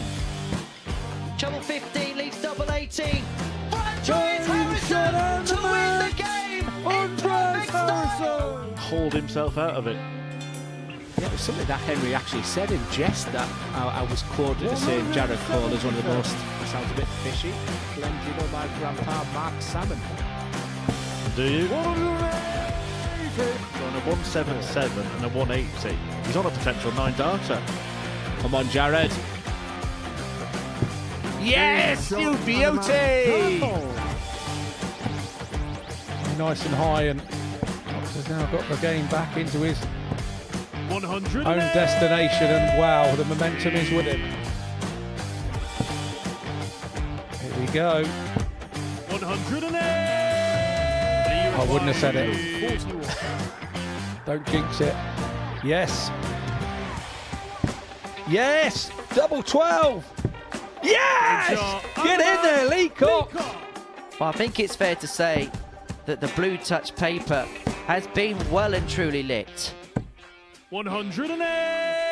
6th max of the match. Oh, hang about. Hang about. It's getting ridiculous now. Can Tommy Lishman give us back-to-back 9 darters in back-to-back games? He could, you know. He could, you know. Goodness gracious me! Tommy Lishman. Back-to-back 9 darters! Welcome back to the Modus Super Series, where the evening session has been completed here at the Live Lounge in Portsmouth, and we're joined alongside Mason Whitlock, who's had one very good leg tonight and one almost other very good leg this evening. Many congratulations on the 9 darter. Let's go straight in with it and just sum up how you feel right now. Honestly, I feel great. I kind of just blacked out after I hit it. I didn't even realize I hit it, but I think it was the worst thing for that match at the time. My hands were shaking, my legs went weak, and honestly, I was so nervous after that. We'll show you that 9 darter in a sec. Well, we're going to show you the 9 darter here. It's interesting you said it, because me and Laura were saying in commentary, it's great the feat is. Actually doing it so early in the night could have actually had a bit of an adverse effect. Yeah, no, it definitely did. It was, I definitely think it didn't help out the game, but I mean, it was, I said to Dad before I even came today, I said, I feel like I'm going to hit a 9 darter. And I went back and I was speaking to Lee Cox, and I said, one of us is hitting a 9 darter today, and I swear to God, you can ask him, he'll confirm it, but I said it, I don't know why, I had a feeling. So, the 141 finish, you go your dad's way. Did he hit it in the Premier League semi-final? Yes, yeah. I think it's the best way. 81. I'll go 15s as well. I love double 18. If you saw the double in, double out week, I'd start 18 sometimes. But yeah, I love double 18, and I think 45 is easier to hit than 57, because all you have to do is stay straight. First time was so nice. You almost tried to do it twice. Oh my God. The second time I was so much less nervous as well. I can't believe I missed it. That's it there, yeah? Oh my God. Shank won it, 4 right. Yeah, honestly, I snatched it a tad, but I was way more nervous the first time than I was then. However, the context of that game against Bram, you got over the line, and we could see from you there the relief on your face when you got over that, because if you lost that, then it would have been hard work tomorrow. Oh, definitely, yeah. I mean, this is my first time in Group B, and I feel like I'm definitely better, and I'm more a nighttime player, and I think Group B is a lot better than Group C. So I was very looking forward when I got the call up for today. So yeah, no, I feel great. I feel good going into tomorrow. Honestly, I feel great. Just explain that process, because obviously, unfortunately, Shane Hayward had to withdraw due to illness, and we wish him all the very best. Just explain how the phone call came about, and how late was the call?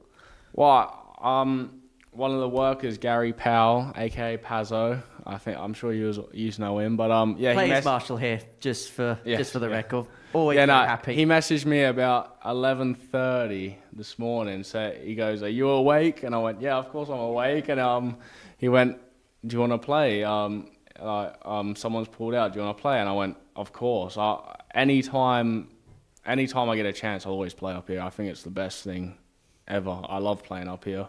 And the more I play it, the more comfortable I get, clearly." Mm-hmm. Well, we'll have another chat with you in just a second, Mason. Myself and Laura are going to round up what we've seen this evening. These are the results from Thursday's night session. Wawrzewski and John O'Shea, 3 wins from 4 for them. Bram van Dijk missed out on the opportunity to do something similar himself. So him and Mason will begin day 2 on 4 points. This is how the table looks then going into tomorrow's play. David Wawrzewski on 6, John O'Shea on the same number, Bram van Dijk and Mason Whitlock both on 4. Let's begin by talking about David Wawrzewski. He's top of the table going into tomorrow night's action. Consistency was kind of his key strength tonight. Yeah, 100%. And yeah, we were talking about it, weren't we, at the halfway point? We think with him and John O'Shea, they've probably shown the most consistency throughout the evening. But it's just key moments as well. You know, that just even from the very first match, that 1-3-2 that we saw from Wazzy was, you know, absolute perfection. And yeah, it's been a really solid night for him. So David Wawrzewski, top of the table. What would be your assessment of John O'Shea's evening? Because at times there was some really, really good stuff in there. He kicked off with that 97 average. He kind of really inviting start, but didn't really push on so much from it. He's got the 3 wins, and so that's obviously really important going into tomorrow. He's got the 6 points there, but yeah, I just think if he can maintain that top level, then you know he's going to be a real threat. And then it's going to be intriguing, but I won't ask you to say too much because Mason's here this year, but it should be an intriguing race between Bram and Mason tomorrow. Yeah, absolutely. And I think, you know, it keeps it very interesting for the rest of us because I know everyone wants to kind of get right to the top of the table, and I can understand that from a player, but, you know, for us as spectators, we kind of like that little tussle, that little battle going into the next day. So, yeah, it'll be really interesting, but it's great to see the confidence that Mason's got, you know, the 9 data to almost back it up with a second as well. I mean, I just think that's greedy, but we were very excited. Do you treat this as a free hit because of the lateness of the call-up that you've got, the fact that you didn't even expect to be playing darts today? Can you almost play with that area free? And of course you're going to try, but actually, if it doesn't work out, this is almost a free go for me. Well, no, I didn't take it as a free hit. I thought I've got a great opportunity to, you know, first time in Group B, make finals night for the first time ever. That's what I thought. Just win all your games. So I didn't take it as a free hit. But after the 9 data, now I'm kind of just like, yeah, maybe it is a free hit now. You know, I mean, everyone's just gonna be talking about that 9 data now, so it don't really matter what I do. So now it is more of a free hit than anything. Never made a finals night before. In a great position now to do that for the first time.